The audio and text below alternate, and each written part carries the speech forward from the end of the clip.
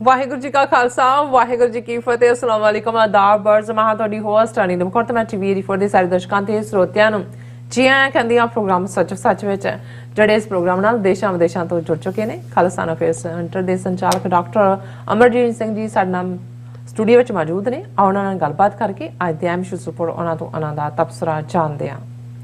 जी doctor साहब वाहिगुरू जी का खालसा वाहिगुरू जी की फतेह। हाँ जी नीलम कौर जी ਤੁਹਾਨੂੰ ਵੀ ਤੇ ਦੁਨੀਆ ਭਰ ਚ ਬੈਠੇ ਸਾਡੇ ਬਹੁਤ ਹੀ ਪਿਆਰੇ ਸੋਹਣੇ ਸਿਆਣੇ ਟੀਵੀ 84 ਦੇ ਵਿਊਅਰਸ ਨੂੰ ਵੀ ਵਾਹਿਗੁਰੂ ਜੀ ਕਾ ਖਾਲਸਾ ਵਾਹਿਗੁਰੂ ਜੀ ਕੀ ਫਤਿਹ ਤੇ ਸਾਡੇ ਬਹੁਤ ਹੀ ਪਿਆਰੇ ਮੁਸਲਮਾਨ ਭੈਣਾਂ ਭਰਾਵਾਂ ਨੂੰ अस्सलाम वालेकुम। जी डॉक्टर साहब जी आनू प्रोग्राम सचो सच विच बहुत मेहरबानी जी। डॉक्टर साहब आज 14 दिसंबर 2022 पहली पो नानक शाही संमत 554 ਦਾ ਦਿਨ ਹੈ ਤੇ ਡਾਕਟਰ ਸਾਹਿਬ ਪ੍ਰੋਗਰਾਮ ਸ਼ੁਰੂ ਕਰਨ ਤੋਂ ਪਹਿਲਾਂ ਅਸੀਂ ਆਪਣੇ ਦਰਸ਼ਕਾਂ ਤੇ ਸਰੋਤਿਆਂ ਨੂੰ ਹਮੇਸ਼ਾ ਤਰ੍ਹਾਂ ਦੱਸਦੇ ਵਿਊਅਰਸ ਜੇ ਤੁਸੀਂ ਹੱਕ ਸੱਚ ਇਨਸਾਫ ਤੇ ਪੈਰਾ ਦਿੰਦਾ ਇੱਕੋ ਇੱਕ ਚੈਨਲ ਟੀਵੀ 84 ਨੂੰ ਦੇਖਣਾ ਚਾਹੁੰਦੇ ਹੋ ਤਾਂ ਤੁਸੀਂ ਦੇਖ ਸਕਦੇ spectrum cable, RCN cable, Bell 5 cable Canada, roku, ਚਾਦੂ ਬਾਕਸ, ਸ਼ਾਵਾ, ਫੇਸਬੁੱਕ ਟੀਵੀ 84 ਦੀ ਐਪ ਰਾਹੀਂ online streaming and IP box ਤੇ ਤੁਸੀਂ ਟੀਵੀ 84 ਨੂੰ ਦੇਖ ਸਕਦੇ ਹੋ।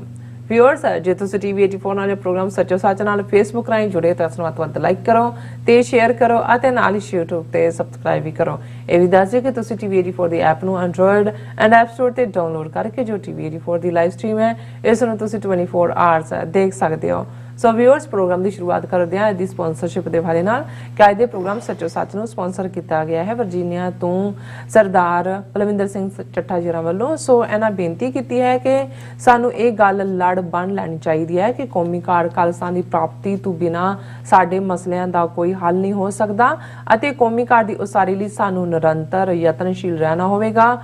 ਚੰਗਾ ਹੋਵੇਗਾ ਜੇ ਅਸੀਂ ਇੱਕ ਦੂਜੇ ਦੀਆਂ ਲੱਤਾਂ ਖਿੱਚਣ, ਆਪਸੀ ਵਿਰੋਧ ਵਿੱਚ ਇੱਕ ਦੂਜੇ ਦਾ ਨੁਕਸਾਨ ਕਰਨ ਅਤੇ ਸਰਕਾਰੀ ਹੋਣ ਦਾ ਤਮਗਾ ਦੇਣ ਦੀ ਥਾਂ ਜੇ ਉਹਨਾਂ ਜਥੇਬੰਦੀਆਂ ਦੀ ਹਰ ਪੱਖ ਤੋਂ ਮਦਦ ਕਰੀਏ ਜੋ ਕੌਮੀ ਹਿੱਤ ਲਈ ਕੰਮ ਕਰ ਰਹੀਆਂ ਹਨ ਤਾਂ ਹੀ ਅਸੀਂ ਬਹੁਤ ਕੁਝ ਪ੍ਰਾਪਤ ਕਰ ਸਕਦੇ ਹਾਂ। ਸੋ ਸਾਡੀ ਅੱਧ ਤੋਂ ਵੱਧ ਜਿਹੜੀ ਤਾਕਤ ਹੈ ਆਪਸੀ ਵੈਰ ਵਿਰੋਧ ਵਿੱਚ ਹੀ ਜਾਇਆ ਹੋ ਜਾਂਦੀ ਹੈ। ਸੋ ਵਾਹਿਗੁਰੂ ਚੜ੍ਹਦੀ ਕਲਾ ਰੱਖਣ।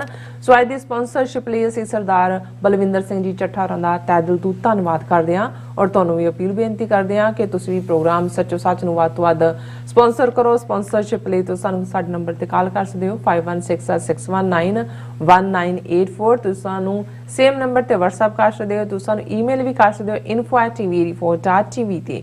ਸੋ ਵਿਊਅਰਸ ਪ੍ਰੋਗਰਾਮ ਦੇ ਪਹਿਲੇ ਸੈਗਮੈਂਟ ਵਿੱਚ ਭਾਰਤ ਤੇ ਚੀਨ ਦੇ ਹਵਾਲੇ ਨਾਲ ਗੱਲਬਾਤ ਕਰਨ ਜਾ ਰਹੇ ਹਾਂ। ਸੋ ਵਿਊਅਰਸ ਇਸ ਤੇ ਆਪਾਂ ਨਿਰੰਤਰ ਗੱਲਬਾਤ ਕਰ ਰਹੇ ਹਾਂ ਇਸ ਇਸ਼ੂ ਦੇ ਉੱਪਰ। ਸੋ ਅੱਜ ਵੀ ਇਸੇ ਬਿਹਾਫ ਤੇ ਗੱਲਬਾਤ ਕਰਨ ਜਾ ਰਹੇ ਹਾਂ ਕਿ ਅਰੁਣਾਚਲ ਪ੍ਰਦੇਸ਼ ਦੇ ਤਵਾਂਗ ਸੈਕਟਰ ਵਿੱਚ ਭਾਰਤੀ ਅਤੇ ਚੀਨੀ ਫੌਜੀਆਂ ਵਿਚਾਲੇ ਹੋਈ ਝੜਪ ਜਿਸ ਵਿੱਚ 30 ਤੋਂ ਜ਼ਿਆਦਾ ਭਾਰਤੀ ਫੌਜੀ ਜ਼ਖਮੀ ਹੋਏ। ਇਸ ਸੰਬੰਧੀ ਅਮਰੀਕਾ ਨੇ ਪਹਿਲਾਂ ਤਾਂ ਬਿਲਕੁਲ ਚੁੱਪ ਧਾਰ ਰੱਖੀ ਹੋਈ ਸੀ ਪਰ ਜਦੋਂ ਵਾਈਟ ਹਾਊਸ ਨੂੰ ਇਸ ਸੰਬੰਧੀ ਸਵਾਲ ਪੁੱਛਿਆ ਗਿਆ ਤਾਂ ਜਵਾਬ ਮਿਲਿਆ ਕਿ ਭਾਰਤ ਤੇ ਚੀਨ ਦੋਵਾਂ ਮੁਲਕਾਂ ਨੂੰ ਬਾਈਲੈਟਰਲ ਚੈਨਲਾਂ ਰਾਹੀਂ ਗੱਲਬਾਤ ਕਰਕੇ ਬਾਰਡਰ ਦੇ ਜਿਹੜੇ ਝਗੜੇ ਨੂੰ ਨਿਬੇੜਨਾ ਚਾਹੀਦਾ ਹੈ। ਸੋ ਅਮਰੀਕਾ ਵੱਲੋਂ ਪਹਿਲਾਂ ਵਾਂਗ ਭਾਰਤ ਦੇ ਹੱਕ ਵਿੱਚ ਨਾ ਖੜਨ ਦੇ ਜਿਹੜੇ ਸਿਆਸੀ ਮਾਇਨੇ ਕੀ ਹਨ ਸੋ ਇਸ ਬਾਰੇ ਆਪਾਂ ਗੱਲਬਾਤ ਕਰਨ ਜਾ ਰਹੇ ਹਾਂ। ਸੋ ਅਸੀਂ ਚਾਹਾਂਗੇ ਕਿ ਤੁਸੀਂ ਇਸੇ ਤਰ੍ਹਾਂ ਬਣੇ ਰਹਿਣਾ। ਦੇਖਣ ਸੁਣਨ ਲਈ ਤੁਹਾਡਾ ਸਭ ਦਾ ਬਹੁਤ ਬਹੁਤ ਸ਼ੁਕਰੀਆ। ਜੀ ਡਾਕਟਰ ਸਾਹਿਬ ਕੀ ਕਹਿਣਾ ਚਾਹੋਗੇ? ਦੇਖੋ ਸਭ ਤੋਂ ਪਹਿਲਾਂ ਤਾਂ ਅਸੀਂ ਆਪਣੇ ਉਹਨਾਂ ਸਾਰੇ ਵਿਊਅਰਸ ਦਾ ਸ਼ੁਕਰੀਆ ਅਦਾ ਕਰਦੇ ਹਾਂ ਜਿਨ੍ਹਾਂ ਨੇ ਕੱਲ ਦੇ ਸਾਡੇ ਟੌਪਿਕਸ ਖਾਸ ਤੌਰ ਤੇ ਜਿਹੜੀ ਘਟਨਾ ਜਲੰਧਰ ਦੇ ਮਾਡਲ ਟਾਊਨ ਗੁਰਦੁਆਰਾ ਸਾਹਿਬ 'ਚ ਹੋਈ ਉਸ ਨੂੰ ਲੈ ਕੇ ਮੀਡੀਆ ਦੇ ਵਿੱਚ ਕਾਫੀ ਨਾਪੱਖੀ ਪ੍ਰੋਪੇਗੈਂਡਾ ਚੱਲ ਰਿਹਾ ਸੀ। ਹਾਲਾਂ ਜਿਹੜੀ ਮੁੱਢਲੀ ਖਬਰ ਮੈਂ ਡਿਸਕਸ ਕੀਤੀ ਉਦੋਂ 2 ਗੁਰਦੁਆਰਿਆਂ ਦਾ ਜ਼ਿਕਰ ਸੀ ਜਲੰਧਰ ਦੇ ਹਵਾਲੇ ਨਾਲ ਪਰ ਬਾਅਦ 'ਚ ਪਤਾ ਲੱਗਾ 2 ਨਹੀਂ, ਇੱਕ ਕਪੂਰਥਲਾ ਜ਼ਿਲ੍ਹੇ ਦੇ ਵਿੱਚ ਕੋਈ ਘਟਨਾ ਪਹਿਲਾਂ ਹੋਈ ਸੀ। ਇਹ ਘਟਨਾ ਗੁਰਦੁਆਰਾ ਸਿੰਘ ਸਭਾ ਮਾਡਲ ਟਾਊਨ ਜਿਹੜਾ ਕਾਫੀ ਪੁਰਾਣਾ ਗੁਰਦੁਆਰਾ ਹੈ ਉਸ ਦੇ ਵਿੱਚ ਵਾਪਰੀ। ਸੋ ਉਸ ਨੂੰ ਲੈ ਕੇ ਕਾਫੀ ਜਿਹੜਾ ਇਹ ਵੀ ਨੇ ਖਬਰਾਂ ਕਿ ਗੁਰਦੁਆਰਾ ਕਮੇਟੀ ਨੇ ਇਕੱਠੇ ਹੋ ਕੇ ਪੁਲਿਸ ਰਿਪੋਰਟ ਵੀ ਕੀਤੀ ਹੈ, ਸੰਗਤ ਦੇ ਵਿੱਚ ਵੀ ਉਸ ਕਿਸਮ ਦੀ ਨੈਗੇਟਿਵਿਟੀ ਜਾਂ ਦੂਸਰਾ ਸੋ ਬੜਾ ਸੈਂਸਿਟਿਵ ਇਸ਼ੂ ਸੀ। ਸਾਡੀ ਇਹ ਕੋਸ਼ਿਸ਼ ਹੁੰਦੀ ਹੈ ਕਿ ਸਾਡੇ ਆਪਣੇ ਬੱਚੇ ਬੱਚੀਆਂ ਨੇ ਜਿਹੜੇ ਇਸ ਵੇਲੇ ਪੰਜਾਬ ਦੇ ਵਿੱਚ ਇੱਕ ਹੋਪ ਬਣ ਕੇ ਉੱਭਰੇ ਨੇ, ਇੱਕ ਆਸ ਹੈ ਕਿਉਂਕਿ ਲੰਬੇ ਵਕਤ ਤੋਂ ਜਦੋਂ ਅਸੀਂ ਇੱਕ ਖਲਾ ਦੇਖਦੇ ਹਾਂ ਔਰ ਉਸ ਦੇ ਵਿੱਚ ਜਦੋਂ ਵੀ ਕਿਤੇ ਕੋਈ ਆਸ ਦੀ ਕਿਰਨ ਹੁੰਦੀ ਹੈ ਤੇ ਅਸੀਂ ਬਹੁਤ ਆਸਵੰਦ ਹੁੰਦੇ ਹਾਂ ਔਰ ਸਾਡੀ ਹਮੇਸ਼ਾ ਹੀ ਇਹ ਕੋਸ਼ਿਸ਼ ਹੁੰਦੀ ਹੈ। ਔਰ ਮੈਂ ਇਹ ਗੱਲ ਆਪਣੇ ਲਗਭਗ 4 ਦਹਾਈਆਂ ਦੇ ਪੰਥਕ ਜੀਵਨ ਦੇ ਵਿੱਚ ਬੜੀ ਸਪਸ਼ਟਤਾ ਦੇ ਨਾਲ ਗੁਰੂ ਦੀ ਰਹਿਮਤ ਦੇ ਨਾਲ ਇਹ ਮੇਰਾ ਫੋਕਸ ਰਿਹਾ ਕਿ ਪਹਿਲਾ ਹਮਰਾ ਧੜਾ ਹਰ ਰਹਾ ਸਮਾਈ, ਕਿ ਭਾਈ ਅਸੀਂ ਕਿਸੇ ਹਾਲਾਂ ਤੁਸੀਂ ਇੱਕ ਡਿਸਪਲਿਨ 'ਚ ਤਾਂ ਕੰਮ ਕਰਦੇ ਹੋ, ਜਿਹੜੀ ਵੀ ਜਥੇਬੰਦੀ ਜੇ ਪੰਥਕ ਕਮੇਟੀ ਜਾਂ ਉਸ ਵੱਲੋਂ ਬਣਾਇਆ ਖਾਲਿਸਤਾਨ ਅਫੇਅਰ ਸੈਂਟਰ ਜਾਂ ਜਿਹਦੇ 'ਚ ਵੀ ਸਾਨੂੰ ਇਹ ਰਿਹਾ ਸਾਡੀ ਕੋਸ਼ਿਸ਼ ਤਾਂ ਉਹਦੇ 'ਚ ਹੁੰਦਿਆਂ ਵੀ ਇਹ ਰਹੀ ਕਿ ਜਦੋਂ ਅੰਦਰੂਨੀ ਆਪਸੀ ਕੋਈ ਖਿੱਚ ਧੂ ਵੀ ਸੀ, ਮੈਂ ਕਦੇ ਵੀ ਕਿਸੇ ਵੀ ਪਬਲਿਕ ਪਲੇਟਫਾਰਮ ਤੋਂ ਆਪਣੀ ਤਕਰੀਰ ਜਾਂ ਤਹਿਰੀਰ ਲਿਖਤ ਜਾਂ ਭਾਸ਼ਣ 'ਚ ਕਿਸੇ ਨੂੰ ਨੈਗੇਟ ਨਹੀਂ ਕੀਤਾ। ਤੇ ਅੰਦਰੂਨੀ ਤੌਰ ਦੇ ਉੱਤੇ ਵੀ ਹਰ ਇੱਕ ਨੂੰ ਇਹੀ ਐਡਵਾਈਸ ਵੀ ਕੀਤਾ ਔਰ ਆਪਣਾ ਥੋੜਾ ਬਹੁਤ ਸੀਮਤ ਰੋਲ ਵੀ ਨਿਭਾਇਆ ਕਿ ਭਾਈ ਅਸੀਂ ਜਿਹੜਾ ਹੈ ਉਹ ਪੰਥ ਦੀ ਚੜ੍ਹਦੀ ਕਲਾ ਲਈ ਜੂਝ ਰਹੇ ਹਾਂ। ਕੋਈ ਵੀ ਐਸੇ ਮੁੱਦੇ ਜਿਹੜੇ ਸਾਨੂੰ ਆਪਣੇ ਅਸਲ ਫੋਕਸ ਜਿਹੜਾ ਕਿਸ ਉਦਮ ਤੇ ਰਾਜ ਮਿਲੇ ਸ਼ਤਰੂ ਤੇ ਸਭ ਹੋਵੇ ਮੀਤਾ, ਕਿ ਸਾਡਾ ਫੋਕਸ ਲੂਜ਼ ਨਹੀਂ ਹੋਣਾ ਚਾਹੀਦਾ। ਸੋ ਕੱਲ ਦੀ ਸਾਡੀ ਗੁਫ਼ਤਗੂ ਵੀ ਇਸ ਮੁੱਦੇ ਦੇ ਉੱਤੇ ਇਸ ਸਿਚੁਏਸ਼ਨ ਨੂੰ ਧਿਆਨ 'ਚ ਰੱਖਦਿਆਂ ਹੀ ਸੀ ਕਿ ਭਾਈ ਜਿਵੇਂ ਸੋਸ਼ਲ ਰਿਫਾਰਮ ਮੂਵਮੈਂਟ ਖਾਲਿਸਤਾਨ ਦੇ ਜੁਝਾਰੂ ਸੰਘਰਸ਼ ਦੇ ਵੇੜੇ ਇੱਕ ਡਿਵੀਏਸ਼ਨ ਬਣੀ, ਆਪਣੇ ਰਾਹ ਤੋਂ ਗੱਲ ਪਾਸੇ ਗਈ। ਔਰ ਅੱਜ ਹੀ ਮੈਂ ਅੱਜ ਦੀ ਆਵਾਜ਼ ਪ੍ਰੋਗਰਾਮ ਦੇ ਵਿੱਚ ਵੀ ਇਸ ਇਸ਼ੂ ਦੇ ਉੱਤੇ ਸਵਾਲ ਪੁੱਛਿਆ ਗਿਆ ਤੇ ਮੈਂ ਆਪਣੇ ਜਵਾਬ ਦੇ ਵਿੱਚ ਕਿਹਾ ਸੀ, ਮੈਂ ਕਿਹਾ ਅਸੀਂ ਜੇ ਪਹਿਲੀ ਫਰੀडम ਮੂਵਮੈਂਟ ਭਾਈ ਮਹਾਰਾਜ ਸਿੰਘ ਤੋਂ ਬਾਅਦ ਜਦੋਂ ਅੰਗਰੇਜ਼ 1849 ਚ ਪੰਜਾਬ ਚ ਆ ਕੇ ਬੈਠ ਜਾਂਦੇ ਨੇ ਦੇਖੀਏ, ਜਿਹਦੀ ਕਿ ਕਾਫੀ ਵਾਈਡ ਰੀਚ ਸੀ ਔਰ ਜਿਹੜੀ ਧਰਮ ਦੇ ਵਿੱਚ ਜੜ੍ਹਾਂ ਦੇ ਨਾਲ ਸ਼ੁਰੂ ਹੋਈ ਉਹ ਕੂਕਾ ਲਹਿਰ ਸੀ, ਕਿਉਂਕਿ ਸਪਸ਼ਟਤਾ ਦੇ ਨਾਲ ਉਹਨਾਂ ਦਾ ਨਾਰਾ ਸੀ ਕਿ ਰਹਿਣ ਨਾ ਦੇਵੋ ਹਿੰਦ ਚ ਰਾਜ ਫਰੰਗੀ ਦਾ। ਔਰ ਉਹਨਾਂ ਨੇ ਅੰਗਰੇਜ਼ਾਂ ਦੇ ਹਰ ਚੀਜ਼ ਦਾ ਟੋਟਲ ਬਾਈਕਾਟ, ਅਦਾਲਤਾਂ ਦਾ, ਪੋਸਟ ਆਫਿਸਿਸ ਦਾ, ਪਹਿਰਾਵਿਆਂ ਦਾ। ਇਸ ਲਈ ਅੱਜ ਵੀ ਭਾਵੇਂ ਹੁਣ ਤਾਂ ਇਹ ਹਿਲ ਚੁੱਕੇ ਨੇ ਬਿਲਕੁਲ ਹੀ ਕੂਕੇ, ਲੇਕਿਨ ਬਹੁਤੇ ਤੁਹਾਨੂੰ ਜਿਹੜੇ ਬਜ਼ੁਰਗ ਨੇ ਉਹ ਖੱਦਰ ਦਾ ਪਹਿਰਾਵਾ ਪਹਿਨਦੇ ਨਜ਼ਰ ਆਣਗੇ, ਕਿਉਂਕਿ ਉਹਨਾਂ ਨੂੰ ਸੀ ਕਿ ਅੰਗਰੇਜ਼ਾਂ ਲਈ ਇਹ ਮਾਰਕੀਟ ਹੈ, ਇੱਥੋਂ ਕੱਚਾ ਮਾਲ ਲਿਜਾਂਦੇ ਨੇ, ਉੱਥੋਂ ਲਿਆਂਦੇ ਨੇ, ਇਹਨਾਂ ਦਾ ਕੋਈ ਚੀਜ਼ ਵੀ ਨਾ ਪਾਓ, ਇਹਨਾਂ ਦੇ ਡਾਕਖਾਨੇ ਵੀ ਨਾ ਇਸਤੇਮਾਲ ਕਰੋ। ਉਹਨਾਂ ਨੇ ਆਪਣਾ ਜਿਹੜਾ ਪੋਸਟਲ ਸਿਸਟਮ ਜਿਹੜਾ ਘੋੜਿਆਂ ਦੇ ਉੱਤੇ ਪਹੁੰਚਾਉਂਦੇ ਸੀ ਉਹ ਉਹਨਾਂ ਨੇ ਸ਼ੁਰੂ ਕੀਤਾ। ਲੇਕਿਨ ਇੰਨੀ ਵੱਡੀ ਮੂਵਮੈਂਟ ਪੰਜਾਬ 'ਚ, ਔਰ ਇਹ ਸਾਰੇ ਥਾਟ ਨੇ ਜਿਹੜੇ ਬਾਅਦ 'ਚ ਗਾਂਧੀ ਨੇ ਚੋਰੀ ਕੀਤੇ। ਬਾਬਾ ਰਾਮ ਸਿੰਘ ਇੱਕ ਓਰੀਜਨਲ ਥਿੰਕਰ ਸੀ, ਲੇਕਿਨ ਜੇ ਅਸੀਂ ਦੇਖੀਏ ਵੀ ਡਿਵੀਏਟ ਕਦੋਂ ਹੁੰਦੀ ਹੈ, ਜਦੋਂ ਇਹ ਲਾਈਨ ਆ ਗਈ ਕਿ ਜੀ ਮੜੀਆਂ ਮਸਾਨ ਢਾ ਦਿਓ, ਸਮਾਧਾਂ ਮੜੀਆਂ ਔਰ ਕਬਰਾਂ, ਕਿ ਜੀ ਇਹਨਾਂ ਦੀ ਪੂਜਾ ਠੀਕ। ਧਾਰਮਿਕ ਤੌਰ ਤੇ ਉਹ ਬਾਣੀ ਪੜ੍ਹਨ ਵਾਲੇ ਉੱਚੀ ਉੱਚੀ ਵਜਨ ਦੇ ਵਿੱਚ ਬਾਣੀ ਪੜ੍ਹਦੇ ਸੀ। ਕੂਕਾ ਲਫ਼ਜ਼ ਵੀ ਇੱਥੋਂ ਹੀ ਆਇਆ ਕਿ ਭਾਈ ਉਹ ਇਵੇਂ ਲੱਗਦਾ ਸੀ ਵੀ ਜਿਵੇਂ ਕੂਕਦੇ ਨੇ। ਲੇਕਿਨ ਇਹ ਵੀ ਇੱਕ ਡਿਵੀਏਸ਼ਨ ਬਣੀ। ਫਿਰ ਇਸ ਤੋਂ ਵੀ ਵੱਡੀ ਡਿਵੀਏਸ਼ਨ ਬਣੀ ਕਿ ਜੀ ਬੁੱਚੜ ਜਿਹੜੇ ਕਿ ਕਾਊ ਸਲਾਟਰ ਕਰਦੇ ਨੇ, ਗਾਵਾਂ ਨੂੰ ਮਾਰਦੇ ਨੇ, ਉਹਨਾਂ ਨੂੰ ਮਾਰੋ, ਕਿ ਵੀ ਇਹ ਜਿਹੜਾ ਔਰ ਹਮਲੇ ਹੋਏ ਬੁੱਚੜਾਂ ਤੇ ਅੰਮ੍ਰਿਤਸਰ ਦੇ ਵਿੱਚ ਵੀ ਹੋਇਆ, ਹੋਰ ਵੀ ਸ਼ਾਇਦ ਮਲੇਰਕੋਟਲਾ ਜਾਂ ਕਿਸੇ ਥਾਂ ਤੇ। ਨਤੀਜੇ ਦੇ ਤੌਰ ਦੇ ਉੱਤੇ ਅੰਗਰੇਜ਼ ਇਹੀ ਚਾਹੁੰਦੇ ਸੀ, ਜਦੋਂ ਇੱਕ ਵਾਰੀ ਉਹ ਡਿਵੀਏਸ਼ਨ ਹੋਈ, ਕੂਕੇ ਫੜੇ ਗਏ ਜਿਹੜੇ ਉਹਨਾਂ ਦੇ ਹਮਲਿਆਂ ਜਾਂ ਦੂਸਰਿਆਂ ਦੇ ਵਿੱਚ ਸੀ, ਪਲੱਸ ਉਹਨਾਂ ਨੇ ਹੋਰ ਵੀ ਐਸਾ ਜਿਹੜੀਆਂ ਏਜੰਸੀਆਂ ਦੀ ਆਪਣੀ ਖੇਡ ਹੁੰਦੀ ਹੈ, ਬਾਅਦ 'ਚ ਕੁਛ ਨੂੰ ਉਹਨਾਂ ਨੇ ਇਕੱਠੇ ਕਰਕੇ ਜਿਹੜਾ ਤੋਪਾਂ ਦੇ ਸਾਹਮਣੇ ਖੜੇ ਕਰਕੇ ਉਡਾ ਤੇ। ਬਹਾਦਰੀ ਨਾਲ ਉੱਡੇ, ਕੋਈ ਸ਼ੱਕ ਨਹੀਂ ਹੈ। ਬਾਬਾ ਰਾਮ ਸਿੰਘ ਨੂੰ ਜਲਾਵਤਨ ਕਰਕੇ ਰੰਗੂਨ ਭੇਜ ਦਿੱਤਾ। ਉਸ ਤੋਂ ਪਹਿਲਾਂ ਬਹਾਦਰ ਸ਼ਾਹ ਜ਼ਫਰ ਨੂੰ 1857 ਦੇ ਰਿਬੈਲੀਅਨ ਲਈ ਭੇਜਿਆ ਹੀ ਹੋਇਆ ਸੀ, ਔਰ ਉੱਥੇ ਹੀ ਉਹਨਾਂ ਦੀ ਮੌਤ ਹੋਈ। ਸੋ ਅਸਲੀ ਜਿਹੜਾ ਮੁੱਦਾ ਸੀ ਕੂਕਿਆਂ ਦਾ ਕਿ ਰਹਿਣ ਨਾ ਦੇਵੋ ਹਿੰਦ 'ਚ ਰਾਜ ਫਰੰਗੀ ਦਾ, ਉਸ ਦੀ ਸਥਾਪਤੀ ਦੀ ਥਾਂ ਤੇ ਇੱਕ ਡਿਫਰੈਂਟ ਦੇ ਵਿੱਚ ਉਲਝਾ ਹੋਇਆ। ਔਰ ਇਹੀ ਪਾਰਟ ਅਸੀਂ ਜੇ ਅੱਗੇ ਤੋਰ ਕੇ, ਕੱਲ ਵੀ ਮੈਂ ਹਵਾਲਾ ਦਿੱਤਾ ਸੀ, ਉਹਨੂੰ ਮੈਂ ਰਿਪੀਟ ਨਹੀਂ ਕਰਨਾ ਚਾਹੁੰਦਾ, ਕਿ ਬਾਹਰ ਵੀ ਅਸੀਂ ਦੇਖਿਆ ਕਿ 84 ਤੋਂ ਬਾਅਦ ਜਿੱਥੇ ਇੱਕ ਉਭਾਰ, ਇੱਕ ਐਮੋਸ਼ਨਲ ਪੁਲ ਸੀ ਸੰਗਤਾਂ ਦਾ, ਉੱਥੇ ਬੇਲੋੜੇ ਵਿਵਾਦ ਖੜੇ ਕਰ ਦਿੱਤੇ ਗਏ। ਜਿਵੇਂ ਬ੍ਰਿਟਿਸ਼ ਕੋਲੰਬੀਆ 'ਚੋਂ ਸ਼ੁਰੂ ਹੋਇਆ ਕਿ ਲੰਗਰ ਕੁਰਸੀਆਂ ਤੇ, ਕਿ ਤੱਪੜਾਂ ਤੇ ਉਸ ਸਾਰੇ ਦੇ ਚੱਲਦੇ ਆ ਪੂਰੀ ਇੱਕ ਡਿਵੀਜ਼ਨ ਸ਼ੁਰੂ ਹੋ ਗਈ।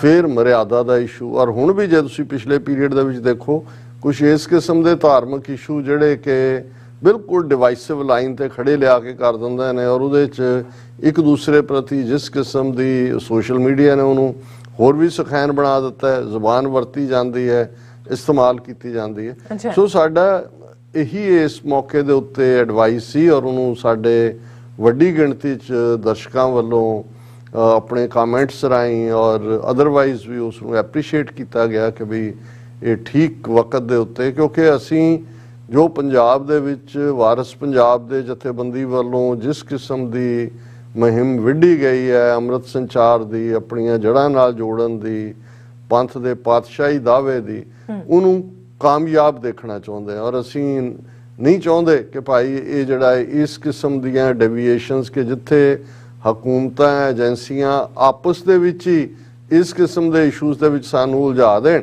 ਕਿ ਅਸਲੀ ਜਿਹੜੀ ਖੇਡ ਖੇਡਣ ਵਾਲੇ ਨੇ ਦਿੱਲੀ 'ਚ ਬੈਠੇ ਉਹਨਾਂ ਦੀਆਂ ਏਜੰਸੀਆਂ ਜਿਹੜੀਆਂ ਪੰਜਾਬ ਦੇ ਵਿੱਚ, ਜੇ ਸਾਨੂੰ ਇਸ 'ਚੋਂ ਹੋਪ ਨਜ਼ਰ ਆ ਰਹੀ ਹੈ ਕਿ ਜੋ ਚੱਲ ਰਿਹਾ ਇਹਦੇ 'ਚੋਂ ਕੁਝ ਪੋਜ਼ਿਟਿਵ ਨਿਕਲੇਗਾ, ਤਾਂ ਫਿਰ ਦੁਸ਼ਮਣ ਵੱਲ ਵੀ ਦੇਖੀਏ ਕਿ ਉਹ ਇਹਨੂੰ ਕਿਵੇਂ ਦੇਖਦੇ ਨੇ। ਔਰ ਇਸੇ ਲਾਈਨ ਦੇ ਉੱਤੇ ਹੀ ਸਰ ਬਲਵਿੰਦਰ ਸਿੰਘ ਚੱਠਾ ਸਾਡੇ ਮਿੱਤਰ, ਸਹਿਯੋਗੀ, ਭਰਾਵਾਂ ਵਰਗੇ ਦੋਸਤ, ਦੋਸਤਾਂ ਵਰਗੇ ਭਰਾ, ਉਹਨਾਂ ਦਾ ਅੱਜ ਦੀ ਸਪਾਂਸਰਸ਼ਿਪ ਲਈ ਸ਼ੁਕਰੀਆ। ਮੈਸੇਜ ਉਹਨਾਂ ਦਾ ਵੀ ਇਹੀ ਹੈ ਕਿ ਭਾਈ ਅਸੀਂ ਜਿਹੜਾ ਹੈ ਇਸ ਵੇਲੇ ਸਾਡੀ ਅਪਰੋਚ, ਮੈਂ ਅਕਸਰ ਇਹ ਫਰੇਜ਼ ਇਸਤੇਮਾਲ ਕਰਦਾ ਕਿ ਵੀ ਐਗਰੀ ਟੂ ਡਿਸਐਗਰੀ, ਕਿ ਇਸ ਗੱਲ ਨਾਲ ਸਹਿਮਤ ਹੋਈਏ ਕਿ ਅਸੀਂ ਅਸਹਿਮਤ ਹੋ ਸਕਦੇ ਹਾਂ। ਔਰ ਅੱਜ ਹੀ ਮੈਂ ਥੋੜੀ ਦੇਰ ਪਹਿਲਾਂ ਰਵੀ ਸਿੰਘ ਖਾਲਸਾ ਏਡ ਦੇ ਜਿਹੜੇ ਬਾਨੀ ਨੇ, ਉਹਨਾਂ ਦੀ ਇੱਕ ਦੇਖ ਰਿਹਾ ਸੀ ਮੈਸੇਜ ਜਿਹੜਾ ਅੱਜ ਹੀ ਉਹਨਾਂ ਨੇ ਭਰਿਆ, ਉਹ ਵੀ ਦੁਖਦ ਦਿਲ ਦੇ ਨਾਲ ਹੀ, ਕਿਉਂਕਿ ਉਹ ਖੁਦ ਕਾਫੀ ਅਰਸਾ ਬਿਮਾਰੀ, ਉਹਨਾਂ ਦੀਆਂ ਦੋਨੋਂ ਕਿਡਨੀਜ਼ ਡੈਮੇਜਡ ਹੋਈਆਂ, ਫਿਰ ਇੱਕ ਹਿੰਦੂ ਬੀਬੀ ਨੇ ਕਿਡਨੀ ਡੋਨੇਟ ਕੀਤੀ ਹੈ, ਉਹਨਾਂ ਦੀ ਕਿਡਨੀ ਟ੍ਰਾਂਸਪਲਾਂਟ ਹੋਇਆ ਔਰ ਹੁਣ ਉਹ ਨਾਰਮਲ ਹਾਲਤ 'ਚ ਨੇ। ਔਰ ਉਹਦੇ 'ਚ ਵੀ ਉਹਨਾਂ ਨੇ, ਮੈਂ ਉਹ ਸਮਝ ਸਕਦਾ ਕਿਉਂਕਿ ਜਿਹੜਾ ਵੀ ਐਕਟਿਵਿਸਟ, ਉਹ ਵੀ 25-26 ਸਾਲ ਤੋਂ ਖਾਲਸਾ ਏਡ ਦੇ ਨਾਲ ਉਹਨਾਂ ਨੇ ਦੁਨੀਆ ਭਰ ਦੇ ਵਿੱਚ ਪਛਾਣ ਬਣਾਈ ਹੈ। ਲੇਕਿਨ ਤੁਹਾਨੂੰ ਕਈ ਵਾਰ ਇਹ ਲੱਗਦਾ ਹੁੰਦਾ ਹੈ ਕਿ ਵੀ ਕੁਝ ਜਿਹੜੀ ਜਦੋਂ ਕ੍ਰਿਟਿਸਿਜ਼ਮ ਇਸ ਕਿਸਮ ਦਾ ਹੋ ਜਾਂਦਾ ਹੈ ਕਿ ਨਿੱਜੀ ਲੈਵਲ ਤੇ ਪਹੁੰਚ ਜਾਂਦਾ ਹੈ, ਧਮਕੀਆਂ ਤੱਕ ਗੱਲ ਪਹੁੰਚ ਜਾਂਦੀ ਹੈ। ਔਰ ਕਿਉਂਕਿ ਮੈਂ ਖੁਦ ਇਹ ਸਾਰੇ ਨੂੰ ਫੇਸ ਕੀਤਾ ਹੋਇਆ ਕਿ ਕਿਵੇਂ ਨਿਗੁਣੀਆਂ ਜਿਹੀਆਂ ਜਿਹਦੇ 'ਚ ਕੋਈ ਮੈਰਿਟ ਨਹੀਂ ਹੁੰਦੀ, ਕਈ ਵਾਰੀ ਉਹਨਾਂ ਗੱਲਾਂ ਨੂੰ ਆਧਾਰ ਬਣਾ ਕੇ ਕਈ ਵਾਰ ਵਿਰੋਧ ਹੁੰਦਾ। ਹੁਣ ਈਵਨ ਇਹ ਸਵਾਲ ਵੀ, ਜਿਵੇਂ ਇੱਕ ਪਾਸੇ ਜਦੋਂ ਤੁਸੀਂ ਨੈਗੇਸ਼ਨ ਕਰਨ ਲੱਗਦੇ ਹੋ, ਫਿਰ ਤੁਹਾਨੂੰ ਹਰ ਥਾਂ ਲੱਗਦਾ ਹੈ ਕਿ ਭਾਈ ਇਹ ਜਿਹੜੇ ਬਾਹਰ ਮਦਦ ਕਰਨੀ ਹੈ, ਲੰਗਰ ਲਾਣੇ ਨੇ ਜਾਂ ਦੂਸਰਾ ਇਹ ਵੀ ਜਿਵੇਂ ਕੋਈ ਐਂਟੀ ਪੰਥ ਕੰਮ ਹੁੰਦਾ ਹੈ। ਇਵੇਂ ਨਹੀਂ ਹੈ।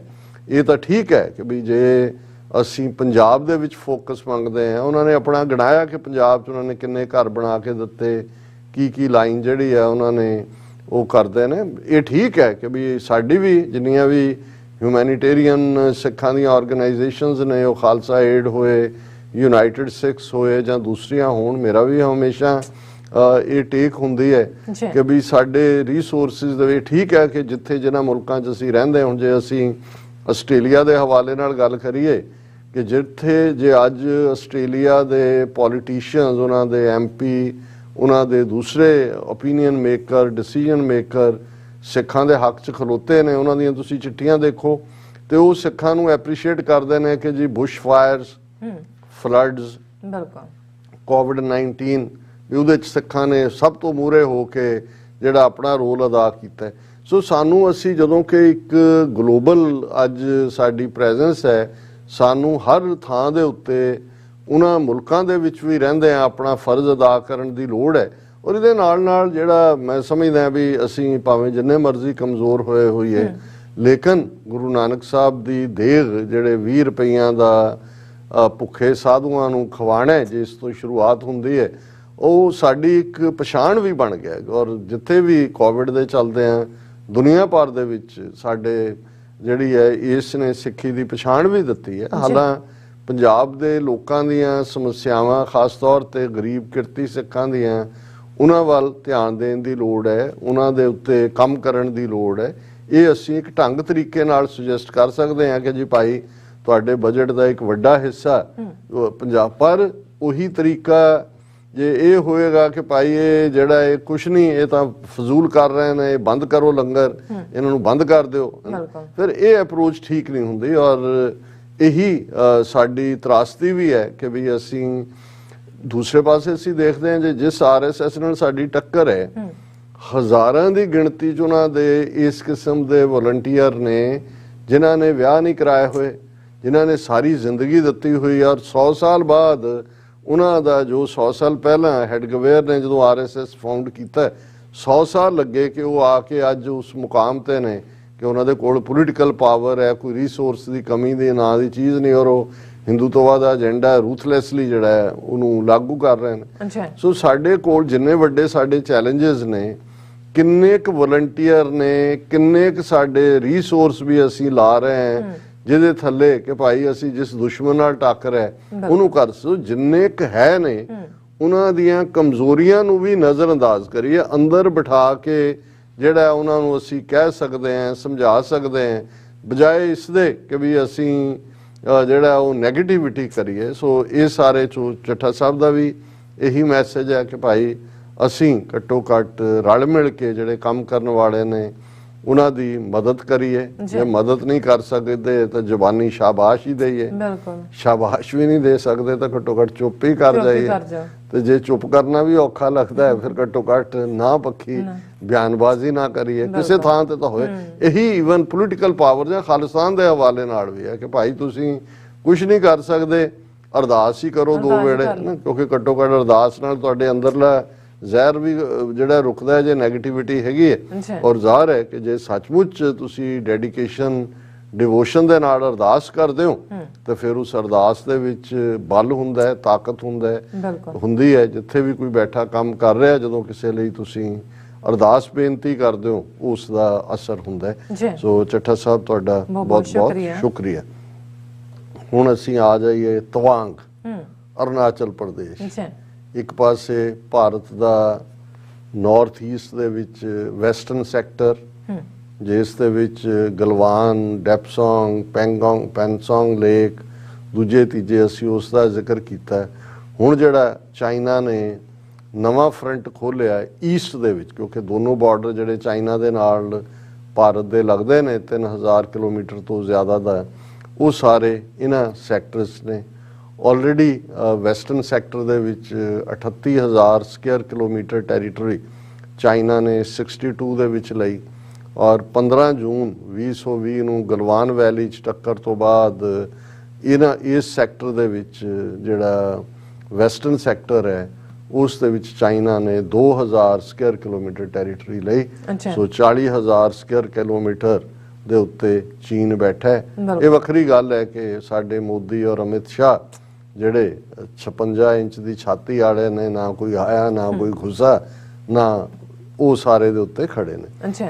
ਇਹ ਵੀ ਅਸੀਂ ਜ਼ਿਕਰ ਕੀਤਾ ਕਿ ਜਿਹੜਾ ਤਵਾਂਗ ਸੈਕਟਰ ਜਿਹੜਾ ਬੜਾ ਅਹਿਮੀਅਤ ਰੱਖਦਾ ਹੈ, ਚੀਨ ਨੇ ਕਦੇ ਵੀ ਇਸ ਨੂੰ ਭਾਰਤ ਦਾ ਹਿੱਸਾ ਨਹੀਂ ਮੰਨਿਆ, ਉਹਨੂੰ ਸਾਊਥ ਤਿੱਬਤ ਕਹਿੰਦਾ ਹੈ। ਔਰ ਹੁਣ ਹਾਲਾਂਕਿ 3 ਦਿਨ ਇਸ ਖਬਰ ਨੂੰ ਇਹਨਾਂ ਨੇ ਆਲਮੋਸਟ ਕਿਲ ਕਰ ਦਿੱਤਾ ਸੀ। ਜੇ ਇੱਕ ਜ਼ਖਮੀ ਫੌਜੀ ਰਾਹੀਂ ਇਹ ਖਬਰ ਬਾਹਰ ਨਾ ਨਿਕਲਦੀ ਤੇ ਇਸ ਦਾ ਤਾਂ ਕਿਤੇ ਜ਼ਿਕਰ ਵੀ ਨਹੀਂ ਸੀ ਹੋਣਾ।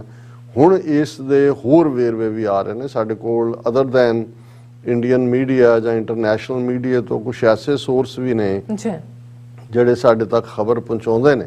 ਔਰ ਜੇ ਅਸੀਂ ਉਹਨਾਂ ਨੂੰ ਵੀ ਅਸੀਂ ਜਿਹੜਾ ਉਹ ਮੋਰ ਦੈਨ 1 ਸੋਰਸ ਤੋਂ ਕਨਫਰਮ ਕਰਦੇ ਹਾਂ, ਪਰ ਜਿਹੜਾ ਸਾਡਾ ਸੋਰਸ ਹੈ ਉਹ ਸਾਨੂੰ ਦੱਸਦਾ ਹੈ ਕਿ ਵੀ ਜਿਵੇਂ ਇਹਨਾਂ ਨੇ ਇਹ ਐਡਮਿਟ ਨਹੀਂ ਕੀਤਾ ਕਿ 2000 ਸਕੁਅਰ ਕਿਲੋਮੀਟਰ ਟੈਰੀਟਰੀ ਉਸ ਵੈਸਟਰਨ ਫਰੰਟ ਦੇ ਉੱਤੇ ਗਲਵਾਨ ਵੈਲੀ ਔਰ ਪੈਂਗੋਂਗ ਸੋ ਲੇਕ ਕਿਹੜੀਆਂ ਫਿੰਗਰਸ ਕਿੱਥੋਂ ਤੱਕ ਉਹਨਾਂ ਨੇ ਆਕੂਪਾਈ ਕੀਤਾ ਹੈ, ਵੀ ਹੁਣ ਵੀ ਜਿਹੜੀ ਖਬਰ ਨੂੰ ਇਹ ਪੀ ਗਏ। ਔਰ ਇੱਕ ਰੀਜ਼ਨ 3 ਦਿਨ ਇਸ ਖਬਰ ਨਾ ਦੇਣ ਦਾ ਸੀ ਕਿ ਤਵਾਂਗ ਸੈਕਟਰ ਦਾ ਉਹ ਥਾਂ ਜਿੱਥੇ ਉਹਨਾਂ ਦੀ ਇੱਕ ਬੁੱਧਿਜ਼ਮ ਨਾਲ, ਕਿਉਂਕਿ ਇਹ ਸਾਰੀ ਬੈਲਟ ਬੁੱਧਿਜ਼ਮ ਨਾਲ ਨੂੰ ਮੰਨਣ ਵਾਲੇ ਲੋਕਾਂ ਦੀ ਹੈ, ਦਲਾਈ ਲਾਮੇ ਨਾਲ ਵੀ ਸੰਬੰਧ ਜੁੜਦਾ ਹੈ, ਪੰਚਮ ਲਾਮੇ ਨਾਲ ਵੀ ਜੁੜਦਾ ਹੈ। ਔਰ ਬੁੱਧ ਧਰਮ ਦੇ ਮੰਨਣ ਵਾਲਿਆਂ ਦਾ ਪਾਣੀ ਦੇ ਨਾਲ, ਜਿਵੇਂ ਜੇ ਅਸੀਂ ਸਿੱਖ ਗੁਰਦੁਆਰਾ ਸਾਹਿਬਾਨ ਦੇਖੀਏ ਤੇ ਸਰੋਵਰ ਦੇ ਨਾਲ ਉਹਦਾ ਕਾਨਸੈਪਟ ਜੁੜਿਆ ਹੋਇਆ ਇੱਕ ਕਿਸੇ ਵੇਲੇ, ਕਿਉਂਕਿ ਅਸੀਂ ਹੁਣ ਸਵਾਲ ਜਵਾਬ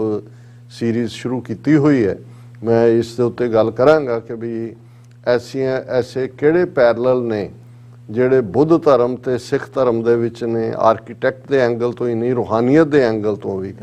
ਜਿੱਥੇ ਹਿੰਦੂ ਥਾਟ ਦੇ ਵਿੱਚ ਤਾਂ ਜਿਹੜਾ ਦਰਿਆਵਾਂ ਦਾ ਕਾਨਸੈਪਟ ਹੈ, ਉਹਨਾਂ ਨੇ ਪਵਿੱਤਰ ਦਰਿਆ ਗੰਗਾ, ਜਮਨਾ, ਸਰਸਵਤੀ, ਗੋਦਾਵਰੀ ਉਹਨਾਂ ਦੇ ਨਾਲ ਰੂਹਾਨੀਅਤ ਨੂੰ ਜੋੜਿਆ ਹੋਇਆ, ਕਿਉਂਕਿ ਦਰਿਆਵਾਂ ਦੇ ਕੰਢੇ ਆਪ ਬੈਠ ਗਏ, ਲੋਕਾਂ ਨੂੰ ਜੇ ਡੁਬਕੀ ਦੇਣੀ ਹੈ ਤੇ ਨਾਲ ਦਕਸ਼ਨਾ ਪੰਡਤ ਜੀ ਨੇ ਲੈਣੀ ਹੈ।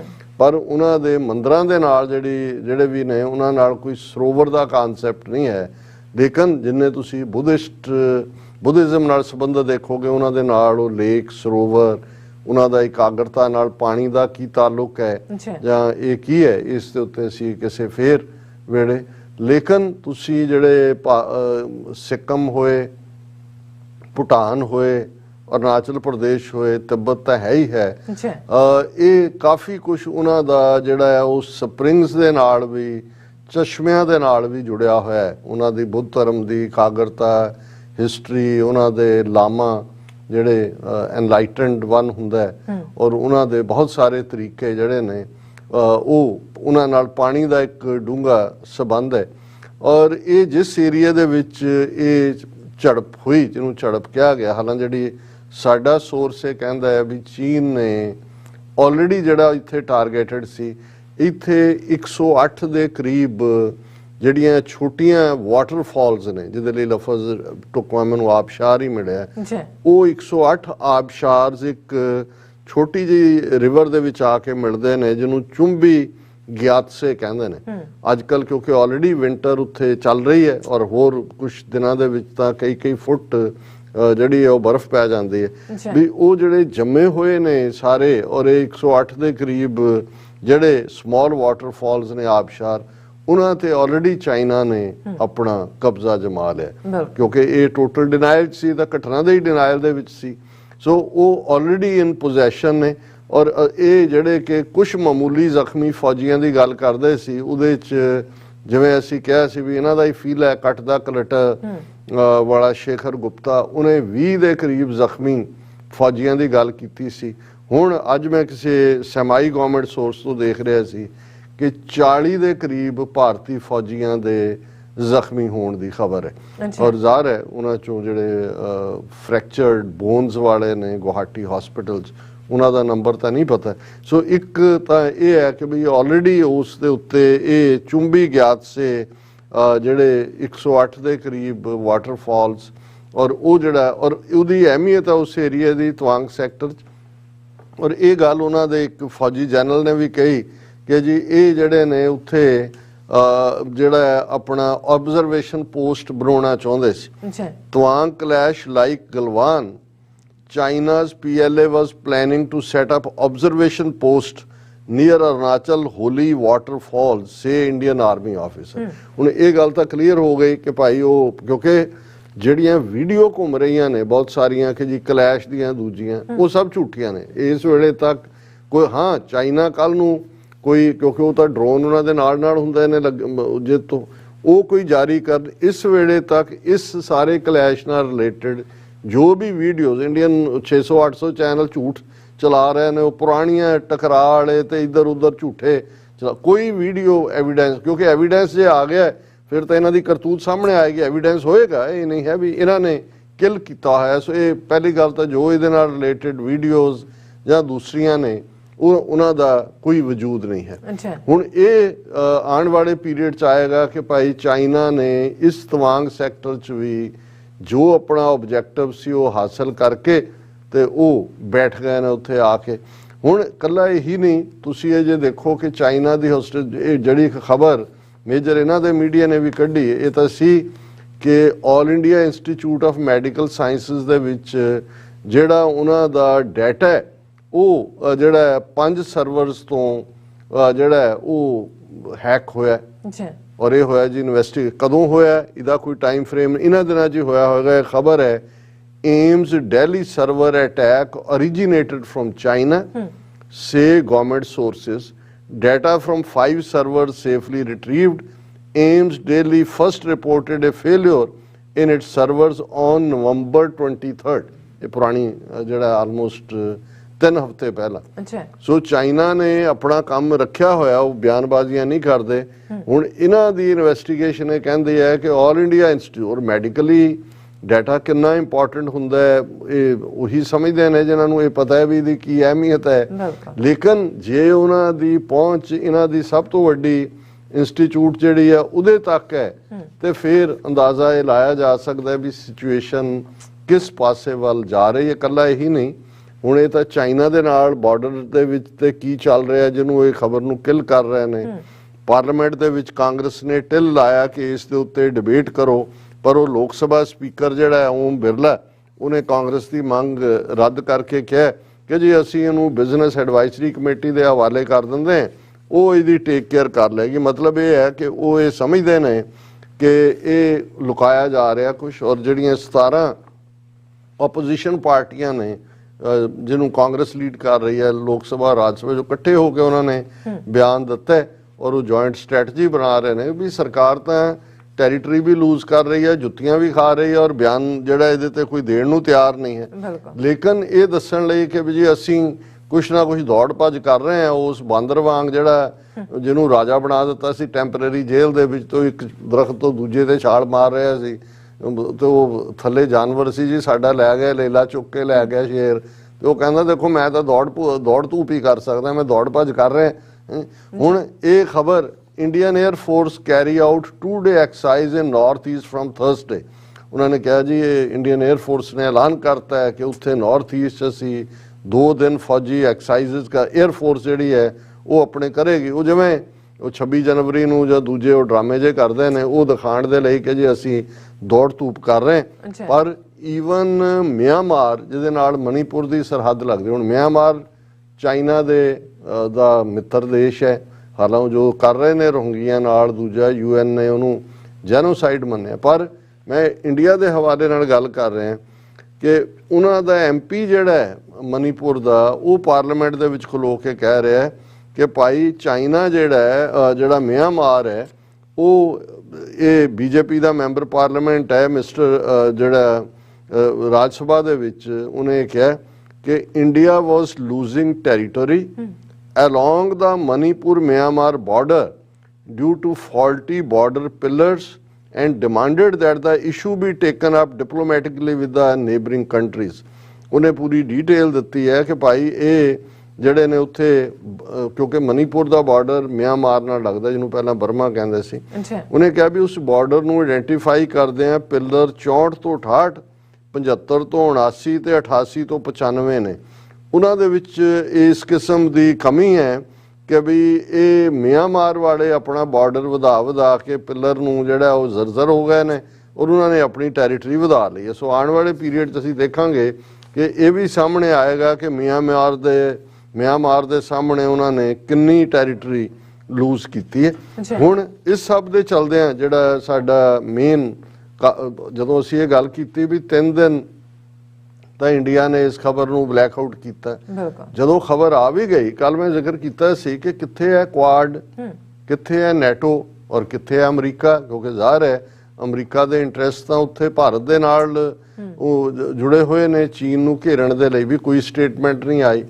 ਹੁਣ ਅੱਜ ਜਦੋਂ ਵਾਈਟ ਹਾਊਸ ਦੀ ਜਿਹੜੀ ਪ੍ਰੈਸ ਸੈਕਟਰੀ ਹੈ ਕੈਰੀਨ ਜੀਨ ਪੀਅਰ, ਉਹਨੇ ਪ੍ਰੈਸ ਕਾਨਫਰੰਸ ਕੀਤੀ ਤੇ ਜ਼ਾਹਰ ਹੈ ਕਿ ਵੀ ਇੰਡੀਆ ਨੂੰ ਵੀ ਲੱਗਾ ਹੋਣਾ ਹੈ, ਜਾਂ ਉਹ ਸਵਾਲ ਤਾਂ ਪੁੱਛਵਾਏ ਜਾਂਦੇ ਨੇ, ਕ੍ਰੈਡਿਟਡ ਹੀ ਜਾਂਦੇ ਨੇ ਜਰਨਲਿਸਟ ਉਹਨਾਂ ਦੇ ਜਿਹੜੇ ਵਾਈਟ ਹਾਊਸ ਨਾਲ ਜੁੜੇ ਹੁੰਦੇ ਨੇ, ਇੰਡੀਅਨ ਐਮਬੈਸੀ ਦੇ ਕਲੀਅਰ ਕੀਤੇ ਹੁੰਦੇ ਨੇ, ਔਰ ਉਹਦੇ 'ਚ ਉਹਨਾਂ ਨੂੰ ਸਵਾਲ ਪੁੱਛਿਆ ਗਿਆ ਕਿ ਵੀ ਇਹ ਜੋ ਹੋਇਆ ਔਰ ਜਿਹੜਾ ਹੁਣ ਇਹਦਾ ਰਿਸਪੌਂਸ ਹੈ ਪ੍ਰੈਸ ਸੈਕਟਰੀ ਦਾ। ਪਹਿਲੀ ਗੱਲ ਤਾਂ ਇਹ ਕੋਈ ਅਮਰੀਕਾ ਵੱਲੋਂ ਆਈ ਸਟੇਟਮੈਂਟ ਨਹੀਂ, ਜਸਟ ਇੱਕ ਰਿਸਪੌਂਸ ਹੈ ਟੂ ਦਾ ਕੁਐਸਚਨ, ਔਰ ਉਹਦੇ 'ਚ ਉਹਨੇ ਕਿਹਾ ਕਿ ਵੀ ਇਹ ਜਿਹੜਾ ਪਾਰਟ ਹੈ ਵੀ ਐਨਕਰੇਜ, ਇਹ quote unquote White House press secretary ਦੇ ਲਫ਼ਜ਼ ਨੇ, ਵੀ encourage India and China to utilize existing bilateral channels to discuss disputed boundaries।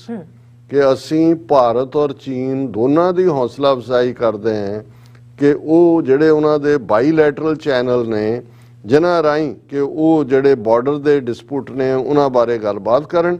We are glad to see that there has been some disengagement on the clashes at this time। ਕਿ ਇਸ ਵਾਰ ਸਾਨੂੰ ਖੁਸ਼ੀ ਹੈ ਕਿ ਡਿਸਐਨਗੇਜਮੈਂਟ ਹੋਈ, ਮਤਲਬ ਜਿਹੜਾ ਹੈ ਉਹ ਫਲੈਗ ਮੀਟਿੰਗ ਵਗੈਰਾ ਹੋਈਆਂ ਔਰ ਗੱਲ ਮੁੱਕ। ਹੁਣ ਇਹ ਰਿਸਪੌਂਸ ਵਾਈਟ ਹਾਊਸ ਦਾ ਮੈਂ ਸਮਝਦਾ ਵੀ ਇਸ ਨੇ ਭਾਰਤ ਨੂੰ ਚਿੰਤਾ 'ਚ ਜ਼ਰੂਰ ਪਾਇਆ ਹੋਏਗਾ, ਜਿਹੜੇ ਵੀ ਉਹਨਾਂ ਦੇ ਸੀਨੀਅਰ ਲੋਕ ਬੈਠੇ ਨੇ, ਕਿ ਪਿੱਛੇ ਜਦੋਂ ਕਿ ਵੈਸਟਰਨ ਫਰੰਟ ਤੇ ਗਲਵਾਨ ਵੈਲੀ ਦੇ ਵਿੱਚ ਹੁੰਦਾ ਤੇ ਭਾਰਤ ਤਾਂ ਅਜੇ ਮੰਨਣ ਨੂੰ ਵੀ ਤਿਆਰ ਨਹੀਂ ਸੀ ਕਿ ਨਾ ਕੋਈ ਆਇਆ ਨਾ ਕੋਈ ਟੈਰੀਟਰੀ, ਲੇਕਿਨ ਅਮਰੀਕਾ ਦਾ ਸਟਾਂਸ ਬੜਾ ਐਗਰੈਸਿਵ ਸੀ ਚਾਈਨਾ ਦੇ ਉੱਤੇ।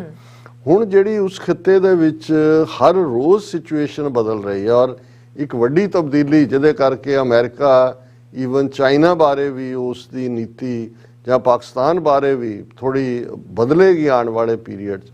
ਉਹ ਜਿਹਨੂੰ ਅਸੀਂ ਵੀ ਕੋਈ ਬਹੁਤਾ ਡਿਸਕਸ ਨਹੀਂ ਕੀਤਾ ਕਿ ਚਾਈਨਾ ਦੇ president Xi Jinping Saudi Arabia ਦੇ ਦੌਰੇ ਤੇ ਜਾਂਦੇ ਨੇ ਔਰ ਜਿਸ ਕਿਸਮ ਦੇ ਲੈਂਡਮਾਰਕ ਐਗਰੀਮੈਂਟ ਉਹਦੇ 'ਚ ਹੋਏ 30 ਤੋਂ ਜ਼ਿਆਦਾ 34 ਨੇ ਜਾਂ 44 ਨੇ, ਮੈਨੂੰ ਫਿਗਰ ਯਾਦ ਨਹੀਂ ਹੈ, ਜਿਹਦੇ 'ਚ ਬਹੁਤ ਵੱਡੀ ਇਨਵੈਸਟਮੈਂਟ ਚਾਈਨਾ ਦੇ ਵਿੱਚ ਆਇਲ ਰਿਫਾਈਨਰੀਜ਼ ਦੂਜੀਆਂ ਜਿਹੜੀ ਕਰਾਊਨ ਪ੍ਰਿੰਸ ਨੇ ਇੰਡੀਆ ਜਾਣਾ ਸੀ। ਹੁਣ ਪਹਿਲਾਂ ਤਾਂ ਨਵੰਬਰ ਦੇ ਵਿੱਚ ਸਾਊਦੀ ਅਰੇਬੀਆ ਦਾ ਕਰਾਊਨ ਪ੍ਰਿੰਸ ਇੰਡੀਆ ਦੇ ਦੌਰੇ ਤੇ ਜਾ ਰਿਹਾ ਸੀ, ਇਹੀ ਐਗਰੀਮੈਂਟ ਬਹੁਤ ਸਾਰੇ ਜਾਂ ਇਨਵੈਸਟਮੈਂਟ ਉਹ ਦੌਰਾ ਵੀ ਕੈਂਸਲ ਕੀਤਾ ਜਿਹੜੀ ਪਹਿਲਾ ਡਿਪਲੋਮੈਟਿਕ ਸਨੱਬ ਹੁੰਦਾ ਹੈ।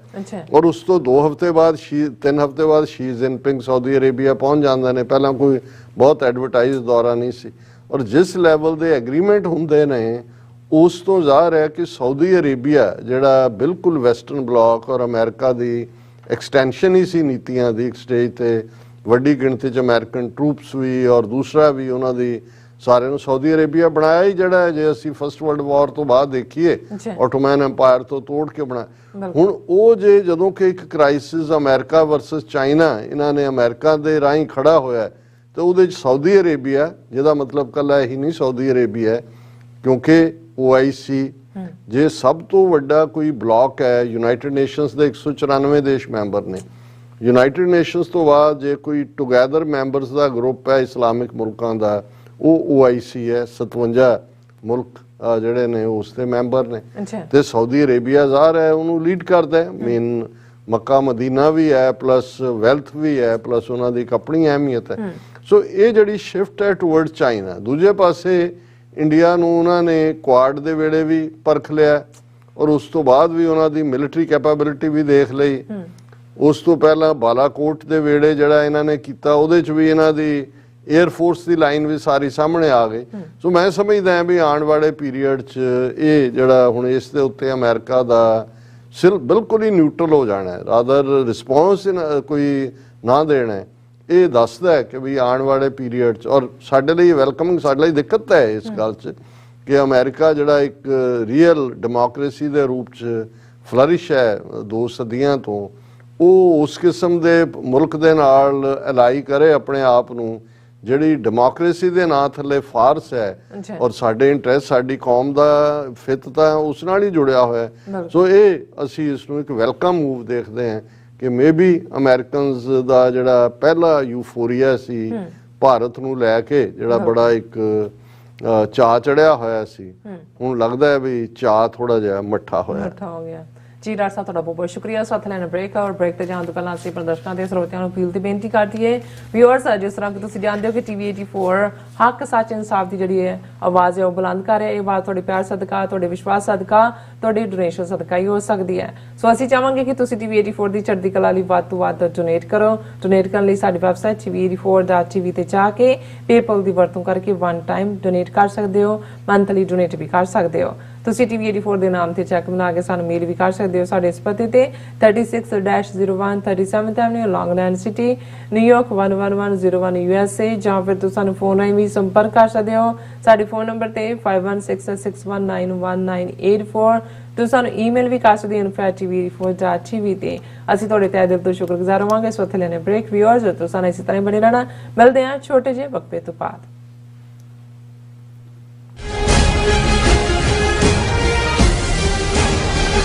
ਇੱਕ ਓੰਕਾਰ, ਇੱਕ ਸ਼ਬਦ ਵੱਖਰਾ ਕਹਿਣਾ, ਇੱਕ ਓੰਕਾਰ, ਇਸ ਤਰ੍ਹਾਂ ਬੋਲਣਾ। ਸਾਡਾ ਇਹ ਨਿੱਕਾ ਜਿਹਾ ਉਪਰਾਲਾ ਹੈ ਕਿ ਅਸੀਂ ਸਾਰੇ ਖੁਦ ਧੰਨ ਸ਼੍ਰੀ ਗੁਰੂ ਗ੍ਰੰਥ ਸਾਹਿਬ ਜੀ ਦੀ ਬਾਣੀ ਦਾ ਸ਼ੁੱਧ ਉਚਾਰਨ ਕਰ ਸਕੀਏ। ਸਤਿਨਾਮ ਕਰਤਾ ਪੁਰਖ। ਪਰਿਵਾਰ ਵਿੱਚ ਬੈਠ ਕੇ ਇਸ ਪ੍ਰੋਗਰਾਮ ਨੂੰ ਦੇਖੀਏ ਤੇ ਆਪਣੇ ਪਰਿਵਾਰਾਂ ਨੂੰ ਗੁਰਬਾਣੀ ਨਾਲ ਜੋੜੀਏ। TV84 ਤੇ ਹਰ ਰੋਜ਼ ਸ਼ਾਮ 6 ਵਜੇ ਤੋਂ 6:30 ਵਜੇ ਤੱਕ ਗੁਰਬਾਣੀ ਸੰਥਿਆ ਦਾ ਪ੍ਰਸਾਰਣ ਕੀਤਾ ਜਾਵੇਗਾ। ਕੀ ਤੁਸੀਂ ਰੋਜ਼ਾਨਾ ਕੰਮ ਤੇ ਆਪਣਾ ਵਧੇਰੇ ਸਮਾਂ ਬਿਤਾਉਣ ਤੋਂ ਪਰੇਸ਼ਾਨ ਹੋ? ਆਪਣੀ ਪੂੰਜੀ ਨੂੰ ਕੰਮ ਤੇ ਲਗਾਓ, ਸਾਡੇ ਨਾਲ ਇਨਵੈਸਟ ਕਰੋ। ਅਸੀਂ ਤੁਹਾਡੀ ਪੂੰਜੀ ਤੋਂ ਤੁਹਾਡੇ ਲਈ ਵਧੇਰੇ ਪੈਸੇ ਬਣਾ ਸਕਦੇ ਹਾਂ। ਅਸੀਂ ਪ੍ਰਾਈਵੇਟ ਇਕੁਇਟੀ ਇਨਵੈਸਟਮੈਂਟ ਫਰਮ ਹਾਂ ਤੇ ਕਮਰਸ਼ੀਅਲ ਰੀਅਲ ਏਸਟੇਟ ਵਿੱਚ ਮਾਹਿਰ ਹਾਂ। Property management, leasing, asset management, commercial real estate investment ਵਿੱਚ ਸਾਰੀਆਂ ਸੇਵਾਵਾਂ ਲਈ ਅਮਰੀਕਾ ਭਰ ਵਿੱਚੋਂ ਤੁਸੀਂ ਸਾਡੇ ਤੱਕ ਪਹੁੰਚ ਕਰ ਸਕਦੇ ਹੋ। ਆਜ਼ਾਦ ਕਮਰਸ਼ੀਅਲ ਰੀਅਲਟੀ ਸਰਵਿਸਿਜ਼ ਤੇ Azad family trust 701 north port oak road, suite number 204, Houston, Texas. ਤੁਸੀਂ ਸਾਨੂੰ ਸਾਡੇ ਫੋਨ ਨੰਬਰ 7136861277 ਤੇ ਵੀ ਸੰਪਰਕ ਕਰ ਸਕਦੇ ਹੋ। Azad commercial realty services. ਦਰਸ਼ਕੋ, break ਤੋਂ ਬਾਅਦ ਤੁਹਾਡਾ ਸਭ ਦਾ ਪ੍ਰਭੂ ਸਵਾਗਤ ਹੈ। ਸੋ ਵੀਅਰਸ, ਪ੍ਰੋਗਰਾਮ ਨੂੰ ਹੋਰ ਅੱਗੇ ਵਧਾਉਂਦੇ ਆਏ ਦੇ ਦੂਸਰੇ ਅਹਿਮ ਇਸ਼ੂ ਦੇ ਨਾਲ। ਉਸ ਦੇ ਵਿੱਚ ਆਪਾਂ ਗੱਲਬਾਤ ਕਰਨ ਜਾ ਰਹੇ ਹਾਂ ਕਿ ਭਾਰਤ ਤੇ ਪਾਕਿਸਤਾਨ ਇੱਕ ਵਾਰ ਫਿਰ ਦਹਿਸ਼ਤਗਰਦੀ ਦੇ ਮੁੱਦੇ ਤੇ ਯੂਨਾਈਟਿਡ ਨੇਸ਼ਨਸ ਵਿੱਚ ਇੱਕ ਦੂਸਰੇ ਦੇ ਆਮੋ ਸਾਹਮਣੇ ਹੋ ਗਏ ਹਨ ਔਰ ਪਾਕਿਸਤਾਨ ਦੀ ਨੁਮਾਇੰਦਾ ਵਜ਼ੀਰ ਹੀਨਾ ਖਾਨ ਨੇ ਯੂਨਾਈਟਿਡ ਸਿਕਿਉਰਿਟੀ ਕੌਂਸਲ ਵਿੱਚ ਭਾਰਤ ਤੇ ਇਲਜ਼ਾਮ ਲਗਾਇਆ ਹੈ ਕਿ ਉਸ ਨੇ ਪਿਛਲੇ ਸਮੇਂ ਵਿੱਚ ਪਾਕਿਸਤਾਨ ਵਿੱਚ ਦਹਿਸ਼ਤਗਰਦੀ ਨਾਲ ਸੰਬੰਧਿਤ ਬਹੁਤ ਸਾਰੀਆਂ ਵਾਰਦਾਤਾਂ ਕਰਵਾਈਆਂ ਹਨ। ਵਿਊਅਰਸ, ਯਾਦ ਰਹੇ ਕਿ ਭਾਰਤ ਇਸ ਮਹੀਨੇ ਲਈ ਯੂਨਾਈਟਿਡ ਨੇਸ਼ਨ ਸਿਕਿਉਰਿਟੀ ਕੌਂਸਲ ਦੀ ਪ੍ਰਧਾਨਗੀ ਕਰ ਰਿਹਾ। ਸੋ ਇਸ ਬਾਰੇ ਆਪਾਂ ਗੱਲਬਾਤ ਕਰਨ ਜਾ ਰਹੇ ਹਾਂ। ਸੋ ਅਸੀਂ ਚਾਹਾਂਗੇ ਕਿ ਤੁਸੀਂ ਇਸੇ ਤਰ੍ਹਾਂ ਬਣੇ ਰਹਿਣਾ। ਦੇਖਣ, ਸੁਣ ਲਈ ਜਾਂ ਲਿਖਣ ਲਈ ਤੁਹਾਡਾ ਸਭ ਦਾ ਬਹੁਤ ਬਹੁਤ ਸ਼ੁਕਰੀਆ ਜੀ। ਡਾਕਟਰ ਸਾਹਿਬ, ਕੀ ਵਿਚਾਰਾਂ ਨੇ? ਅਸੀਂ ਉਹਨਾਂ ਸਾਰੇ ਵੀਰਾਂ ਭੈਣਾਂ ਦਾ ਜਿਹੜੇ ਲਾਈਵ ਚੈਟ ਤੇ ਜੁੜੇ ਨੇ ਸ਼ੁਕਰੀਆ ਅਦਾ ਕਰਦੇ ਹਾਂ। ਫਰੀਦਕੋਟ ਤੋਂ ਵੀਰ ਜਗਸ਼ੀਰ ਸਿੰਘ ਸਿੱਧੂ, ਉਹਨਾਂ ਨੇ ਇਹ ਕਿਹਾ ਹਮੇਸ਼ਾ ਵਾਂਗ ਕਿ ਉਹਨਾਂ ਨੇ WhatsApp ਗਰੁੱਪਸ ਹੋਰ ਵੀ ਸ਼ੇਅਰ ਕੀਤਾ। ਇਸੇ ਤਰ੍ਹਾਂ ਸਾਡੇ ਵੀਰ ਸਰ ਗੁਰਨਾਮ ਸਿੰਘ, ਉਹਨਾਂ ਨੇ ਆਬਸ਼ਾਰ ਲਫ਼ਜ਼ ਜਿਹੜਾ ਮੈਂ ਇਸਤੇਮਾਲ ਕੀਤਾ ਜਾਂ ਸਮਾਲ ਵਾਟਰਫਾਲ, ਉਹਦੇ ਲਈ ਉਹਨਾਂ ਨੇ ਕਿਹਾ ਝਰਨਾ ਜਾਂ ਚਸ਼ਮਾ, ਇਹ ਲਫ਼ਜ਼ ਵੀ ਇਸਤੇਮਾਲ ਕੀਤੇ ਜਾ ਸਕਦੇ ਨੇ। ਸੁਖ ਬਾਜਵਾ ਜੀ ਨੇ ਇਹ ਕਨਫਰਮ ਕੀਤਾ ਹੈ ਕਿ 34 ਐਗਰੀਮੈਂਟ ਸਾਊਦੀ ਅਰੇਬੀਆ ਔਰ ਚੀਨ ਦੇ ਨਾਲ ਦੇ ਵਿਚਾਲੇ ਹੋਏ ਔਰ ਸਾਊਦੀ ਅਰੇਬੀਆ ਜਿਹੜਾ ਚੀਨ 'ਚ $50 ਬਿਲੀਅਨ ਦੀ ਇਨਵੈਸਟਮੈਂਟ ਕਰੇਗਾ। ਸੋ ਅਸੀਂ ਇਸ ਸਾਰੀ ਇਨਪੁਟ ਦੇ ਲਈ ਜਿਹੜਾ ਹੈ ਉਹ ਸ਼ੁਕਰੀਆ ਅਦਾ ਕਰਦੇ ਹਾਂ। ਸਾਨੂੰ ਇਸ ਗੱਲ ਦੀ ਖੁਸ਼ੀ ਵੀ ਹੁੰਦੀ ਹੈ, ਹਾਲਾਂਕਿ ਕੁਝ ਸਾਨੂੰ ਪ੍ਰਾਈਵੇਟਲੀ ਲਿਖਣਗੇ ਵੀ ਕਿ ਜੀ ਤੁਹਾਡੀ ਜਿਹੜੀ ਪਾਕਿਸਤਾਨ ਦੇ ਉੱਤੇ ਕੀਤੀ ਟਿੱਪਣੀ ਹੁੰਦੀ ਹੈ ਜਾਂ ਉਹਦੇ ਨਾਲ ਰਿਲੇਟਡ ਪ੍ਰੋਗਰਾਮ ਪਾਕਿਸਤਾਨ ਦੇ ਹਰ ਲੈਵਲ ਤੇ ਹੂਐਵਰ ਮੈਟਰਸ ਦੇ ਉਹ ਉਹਨੂੰ ਦੇਖਦੇ ਵੀ ਨੇ, ਉਸ ਤੇ ਅਮਲ ਵੀ ਕਰਦੇ ਨੇ। ਪਤਾ ਨਹੀਂ ਕਿੰਨਾ ਕੁ ਦੇਖਦੇ ਨੇ ਜਾਂ ਕਿੰਨਾ ਅਮਲ ਕਰਦੇ ਨੇ, ਪਰ ਹੁਣ ਜਦੋਂ ਮੈਂ ਇਹ ਮਹਿਸੂਸ ਵੀ ਕਰ ਰਿਹਾ ਸੀ ਕਿ ਵੀ ਇਸ ਵੇਲੇ ਜਦੋਂ ਕਿ ਭਾਰਤ ਜਿਹੜਾ ਉਹ ਪੰਜਾਬੀ ਕਹਿੰਦੇ ਨੇ ਵੀ ਦਾੜ ਥੱਲੇ ਆਇਆ ਹੋਇਆ ਕਿ ਵੀ ਡਿਪਲੋਮੇਸੀ ਐਗਰੈਸਿਵ ਹੋਣੀ ਚਾਹੀਦੀ ਹੈ। ਜਿਹੜਾ ਇਹਨਾਂ ਦਾ ਡੈਮੋਕ੍ਰੇਸੀ ਦੇ ਉਸ ਲਬਾਦੇ ਥੱਲੇ, ਉਹ ਮੁਖੌਟੇ ਥੱਲੇ ਜਿਹੜਾ ਦਹਿਸ਼ਤਗਰਦ ਇੱਕ ਮੁਲਕ ਹੈ, ਦੁਨੀਆ ਦੀ ਸਭ ਤੋਂ ਵੱਡੀ ਦਹਿਸ਼ਤਗਰਦ ਜਮਾਤ RSS ਭਾਰਤ ਦੇ ਵਿੱਚ ਗਵਰਨਮੈਂਟ ਪ੍ਰੋਟੈਕਸ਼ਨ 'ਚ ਹੈ। ਉਹਨਾਂ ਦੀਆਂ ਅੱਗੋਂ ਕਿੰਨੀਆਂ ਬ੍ਰਾਂਚਿਸ ਜਿਹੜੀਆਂ ਨੇ ਉਹਨਾਂ ਨੇ ਕਿਸ ਕਿਸਮ ਦੀ ਦਹਿਸ਼ਤਗਰਦੀ ਮਚਾਈ ਹੋਈ ਹੈ ਔਰ ਕੱਲੀ ਉੱਥੇ ਹੀ ਨਹੀਂ, ਇਹਨਾਂ ਦੀ ਕੋਈ ਹਿਸਟਰੀ ਹੈ, ਟਰੈਕ ਰੈਕਰਡ ਹੈ। ਔਰ ਖਾਸ ਤੌਰ ਤੇ ਪਾਕਿਸਤਾਨ ਅਫਗਾਨਿਸਤਾਨ ਦੇ ਹਵਾਲੇ ਨਾਲ ਵੀ ਅਸੀਂ ਕੱਲ ਗੱਲ ਕੀਤੀ ਸੀ ਕਿ ਭਾਈ ਇਹ ਜਿਹੜੀਆਂ ਉੱਥੇ ਜੋ ਕਾਬਲ ਦੇ ਵਿੱਚ ਹੋ ਰਿਹਾ ਹੈ, ਬਾਰਡਰ ਤੇ ਚੱਲ ਰਿਹਾ ਹੈ, ਔਰ ਇਹ ਸਾਰੇ ਦੇ ਵਿੱਚ ਜੇ ਇਹਨਾਂ ਦੇ ਫੁੱਟਪ੍ਰਿੰਟ ਦੇਖੋਗੇ ਤੇ ਅਲਟੀਮੇਟਲੀ ਇਹ ਇੰਡੀਅਨ ਐਮਬੈਸੀਜ਼ ਔਰ ਜਿਹੜੇ ਕੌਂਸੂਲੇਟ ਇਹਨਾਂ ਨੇ ਬਾਰਡਰ ਨਾਲ ਲੱਗਦੇ ਖੋਲੇ ਨੇ ਉਹਦੇ 'ਚ ਹੀ ਹੈ। ਲੇਕਿਨ ਜਦੋਂ ਮੈਂ ਕੱਲ ਗੱਲ ਵੀ ਕਰ ਰਿਹਾ ਸੀ, ਮੈਨੂੰ ਨਹੀਂ ਸੀ ਪਤਾ ਵੀ ਯੂਨਾਈਟਿਡ ਨੇਸ਼ਨ ਸਿਕਿਉਰਿਟੀ ਕੌਂਸਲ ਦੀ ਇੱਕ ਮੀਟਿੰਗ ਇਸ ਇਸ਼ੂ ਤੇ ਜਿਹੜਾ ਟੌਪਿਕ ਹੈ threats to international peace and security caused by terrorist acts, global counter terrorism approach, principles and the way forward, ਇਹ ਟੌਪਿਕ ਹੈ। ਔਰ ਕਿਉਂਕਿ ਇਹ ਜਿਹੜੀ ਸਿਕਿਉਰਿਟੀ ਕੌਂਸਲ ਦੀ ਚੇਅਰਮੈਨ ਹੀ ਪ੍ਰੈਜ਼ੀਡੈਂਟ ਹੀ ਕਹਿੰਦੇ ਨੇ ਕੌਂਸਲ ਦੇ, ਇਹ ਬਾਈ ਰੋਟੇਸ਼ਨ ਆਉਂਦੀ ਹੈ ਔਰ ਦਸੰਬਰ ਮਹੀਨੇ ਦੀ ਜਿਹੜੀ ਪ੍ਰਧਾਨਗੀ ਹੈ ਉਹ ਇੰਡੀਆ ਦੇ ਕੋਲ ਹੈ। ਇਸ ਕਾਊਂਟਰ ਟੈਰਰਿਜ਼ਮ ਕਮੇਟੀ ਨੂੰ ਕਹਿ ਲਓ, ਬਰੀਫ 'ਚ ਅਸੀਂ ਕਹਿ ਸਕਦੇ ਹਾਂ। ਔਰ ਆਲਰੇਡੀ S ਜੈ ਸ਼ੰਕਰ ਜਿਹੜਾ ਹੈ ਉਹ ਉੱਡ ਕੇ ਨਿਊਯਾਰਕ ਪਹੁੰਚਿਆ ਹੋਇਆ ਕਿਉਂਕਿ ਪਾਕਿਸਤਾਨ ਦੇ ਫੋਰਨ ਮਿਨਿਸਟਰ ਬਿਲਾਵਲ ਭੁੱਟੋ ਜ਼ਰਦਾਰੀ ਵੀ ਨਿਊਯਾਰਕ 'ਚ ਨੇ ਕਿਉਂਕਿ ਬਿਲਾਵਲ ਭੁੱਟੋ ਇੱਕ ਉਸ ਗਰੁੱਪ ਹੈ 134 ਡਿਵੈਲਪਿੰਗ ਮੁਲਕਾਂ ਦਾ ਜਿਹਦੇ 'ਚ ਚਾਈਨਾ ਵੀ ਮੈਂਬਰ ਹੈ, ਇੰਡੀਆ ਵੀ ਮੈਂਬਰ ਹੈ। ਉਸ ਦੇ ਸੈਸ਼ਨ ਨੂੰ ਉਹਨੂੰ G77 ਗਰੁੱਪ ਕਹਿੰਦੇ ਨੇ, ਉਸ ਨੂੰ ਵੀ ਉਹਨਾਂ ਨੇ ਪ੍ਰੀਜ਼ਾਈਡ ਕੀਤਾ। ਔਰ ਇਹ ਬਿਲਾਵਲ ਭੁੱਟੋ ਜਿਹੜੀ ਫਿਰ ਅੱਜ ਥਰਸਡੇ ਹੈ, ਬੁੱਧਵਾਰ ਹੈ ਅੱਜ, ਸੋ ਅੱਜ ਇਹ ਹੋਈ, ਉਹਨੂੰ ਉਹਨਾਂ ਨੇ ਪ੍ਰੀਜ਼ਾਈਡ ਕੀਤਾ। ਔਰ ਇਹ ਕੱਲ Thursday United Nation security council ਦੀ ਜਿਸ ਨੂੰ ਚੇਅਰ ਇੰਡੀਆ ਨੇ ਕਰਨਾ, ਐਸ ਜੈ ਸ਼ੰਕਰ ਨੇ, ਟੈਰਰਿਜ਼ਮ ਦੇ ਉੱਤੇ ਹੈ ਮੀਟਿੰਗ। ਹੁਣ ਇਸ ਤੋਂ ਠੀਕ ਪਹਿਲਾਂ ਬਿਲਾਵਲ ਭੁੱਟੋ ਜ਼ਰਦਾਰੀ ਫੋਰਨ ਮਿਨਿਸਟਰ ਹੈ ਪਾਕਿਸਤਾਨ ਦੇ, ਔਰ ਉਹਨਾਂ ਦੀ ਜਿਹੜੀ ਡਿਪਟੀ ਫੋਰਨ ਮਿਨਿਸਟਰ ਹੈ ਉਹ ਬੀਬੀ ਰਬਾਨੀ ਖਰ ਹੈ। ਰਬਾਨੀ ਖਰ ਪਿਛਲੀ ਕੈਬਨਿਟ ਦੇ ਵੇਲੇ ਜਦੋਂ ਇਹਨਾਂ ਦੀ ਹਕੂਮਤ ਸੀ ਪੀਪਲਸ ਪਾਰਟੀ ਦੀ, ਇਹ ਫੁੱਲ ਫਲੈਜਡ ਫੋਰਨ ਮਿਨਿਸਟਰ ਵੀ ਸੀ। ਬੜੀ ਆਰਟੀਕੂਲੇਟ ਹੈ ਔਰ ਪੜ੍ਹੀ ਲਿਖੀ ਤਾਂ ਚਲੋ ਹੈ ਹੀ ਹੈ, ਲੇਕਿਨ ਇੰਡੀਆ ਨਾਲ ਸੰਬੰਧਾਂ ਨੂੰ ਜਾਂ ਦੂਜਿਆਂ ਨੂੰ, ਕਿਉਂਕਿ ਮੈਂ ਇੱਕ ਦੋ ਪਹਿਲਾਂ ਵੀ ਪ੍ਰੈਜੈਂਟੇਸ਼ਨਸ ਦੇਖੀਆਂ ਨੇ ਪ੍ਰੈਸ ਕਲੱਬ ਦੀਆਂ, ਤੇ ਮੈਨੂੰ ਲੱਗਦਾ ਹੈ ਕਿ ਵੀ ਇਹ ਜਿਹਨੂੰ ਥੋੜੀ ਬਹੁਤ ਪਤਾ ਹੋਏ ਕਿ ਫੋਰਨ ਪਾਲਿਸੀ ਔਰ ਪ੍ਰੈਜੈਂਟੇਸ਼ਨ ਕੀ ਹੈ, she is one of them. So ਉਹਨੇ ਆਲਰੇਡੀ ਇਸ ਦੇ ਉੱਤੇ ਪ੍ਰੈਸ ਕਾਨਫਰੰਸ, ਉਹਨਾਂ ਨੂੰ ਪਤਾ ਹੈ ਵੀ ਇਹ ਜਿਹੜੀ ਇੰਡੀਆ ਦੀ ਚੇਅਰਮੈਨਸ਼ਿਪ ਦੇ ਥੱਲੇ ਹੋ ਰਹੀ ਹੈ ਮੀਟਿੰਗ, ਇਹਨਾਂ ਨੇ ਉਹੀ ਜਿਹੜਾ ਜਿਹਨੂੰ ਪਿੱਠ ਸਿਆਪਾ ਪਾਉਣਾ ਹੈ ਕਿ ਜੀ ਅਸੀਂ ਆਹ 5 ਦਹਿਸ਼ਤਗਰਦ ਤੇ ਫਲਾਣੇ UN 'ਚ ਲਿਆਂਦੇ, ਚੀਨ ਨੇ ਬਲੌਕ ਕਰਤੇ, ਔਰ ਕਿਉਂਕਿ 1 ਪੁਆਇੰਟ ਏਜੰਡਾ ਹੁੰਦਾ। ਔਰ ਮੈਂ ਦੇਖ ਰਿਹਾ ਸੀ ਸਾਡੇ ਵੀਰ ਯਵਾਰ ਸ਼ਾਹ ਜੀ ਨੇ ਮੈਨੂੰ ਇੰਟਰਵਿਊ 2 ਭੇਜੇ, ਪ੍ਰਵੀਨ ਸਾਨੀ ਜਿਹੜੇ ਐਕਸਪਰਟ ਨੇ ਮਿਲਟਰੀ, ਔਰ ਬੜਾ ਮੈਂ ਸਮਝਦਾ ਵੀ ਵੈਰੀ ਫੇਅਰ ਐਨਾਲਿਸਿਸ ਹੁੰਦਾ ਹੈ। ਔਰ ਉਹਦੇ 'ਚ ਉਹਨਾਂ ਨੂੰ ਇੱਕ ਲਾਹੌਰ ਦੀ ਜਿਹੜੀ ਹੈ ਯੂਟਿਊਬਰ ਬੀਬੀ ਇੰਟਰਵਿਊ ਕਰ ਰਹੀ ਹੈ, ਔਰ ਉਸ ਤੋਂ ਬਿਨਾਂ ਵੀ ਇੱਕ ਅੱਧਾ ਇੰਟਰਵਿਊ ਉਹਨਾਂ ਦਾ ਪਿਛਲੇ ਸਾਲ ਦਾ ਸੀ ਜਦੋਂ ਇਮਰਾਨ ਖਾਨ ਪ੍ਰਾਈਮ ਮਿਨਿਸਟਰ ਸਨ। ਪਰ ਉਹ ਬੜੀ ਇਮਾਨਦਾਰੀ ਦੇ ਨਾਲ ਉਹਨੇ, ਪ੍ਰਵੀਨ ਸਾਨੀ ਨੇ ਕਿਹਾ ਕਿ ਵੀ ਦੇਖੋ, in the end of the day politics ਜਾਂ ਜਿਹੜੇ ਅਲਾਈਅੰਸ ਬਣਦੇ ਨੇ ਉਹ ਨੈਸ਼ਨਲ ਇੰਟਰਸਟ ਨਾਲ ਜੁੜੇ ਹੁੰਦੇ ਨੇ।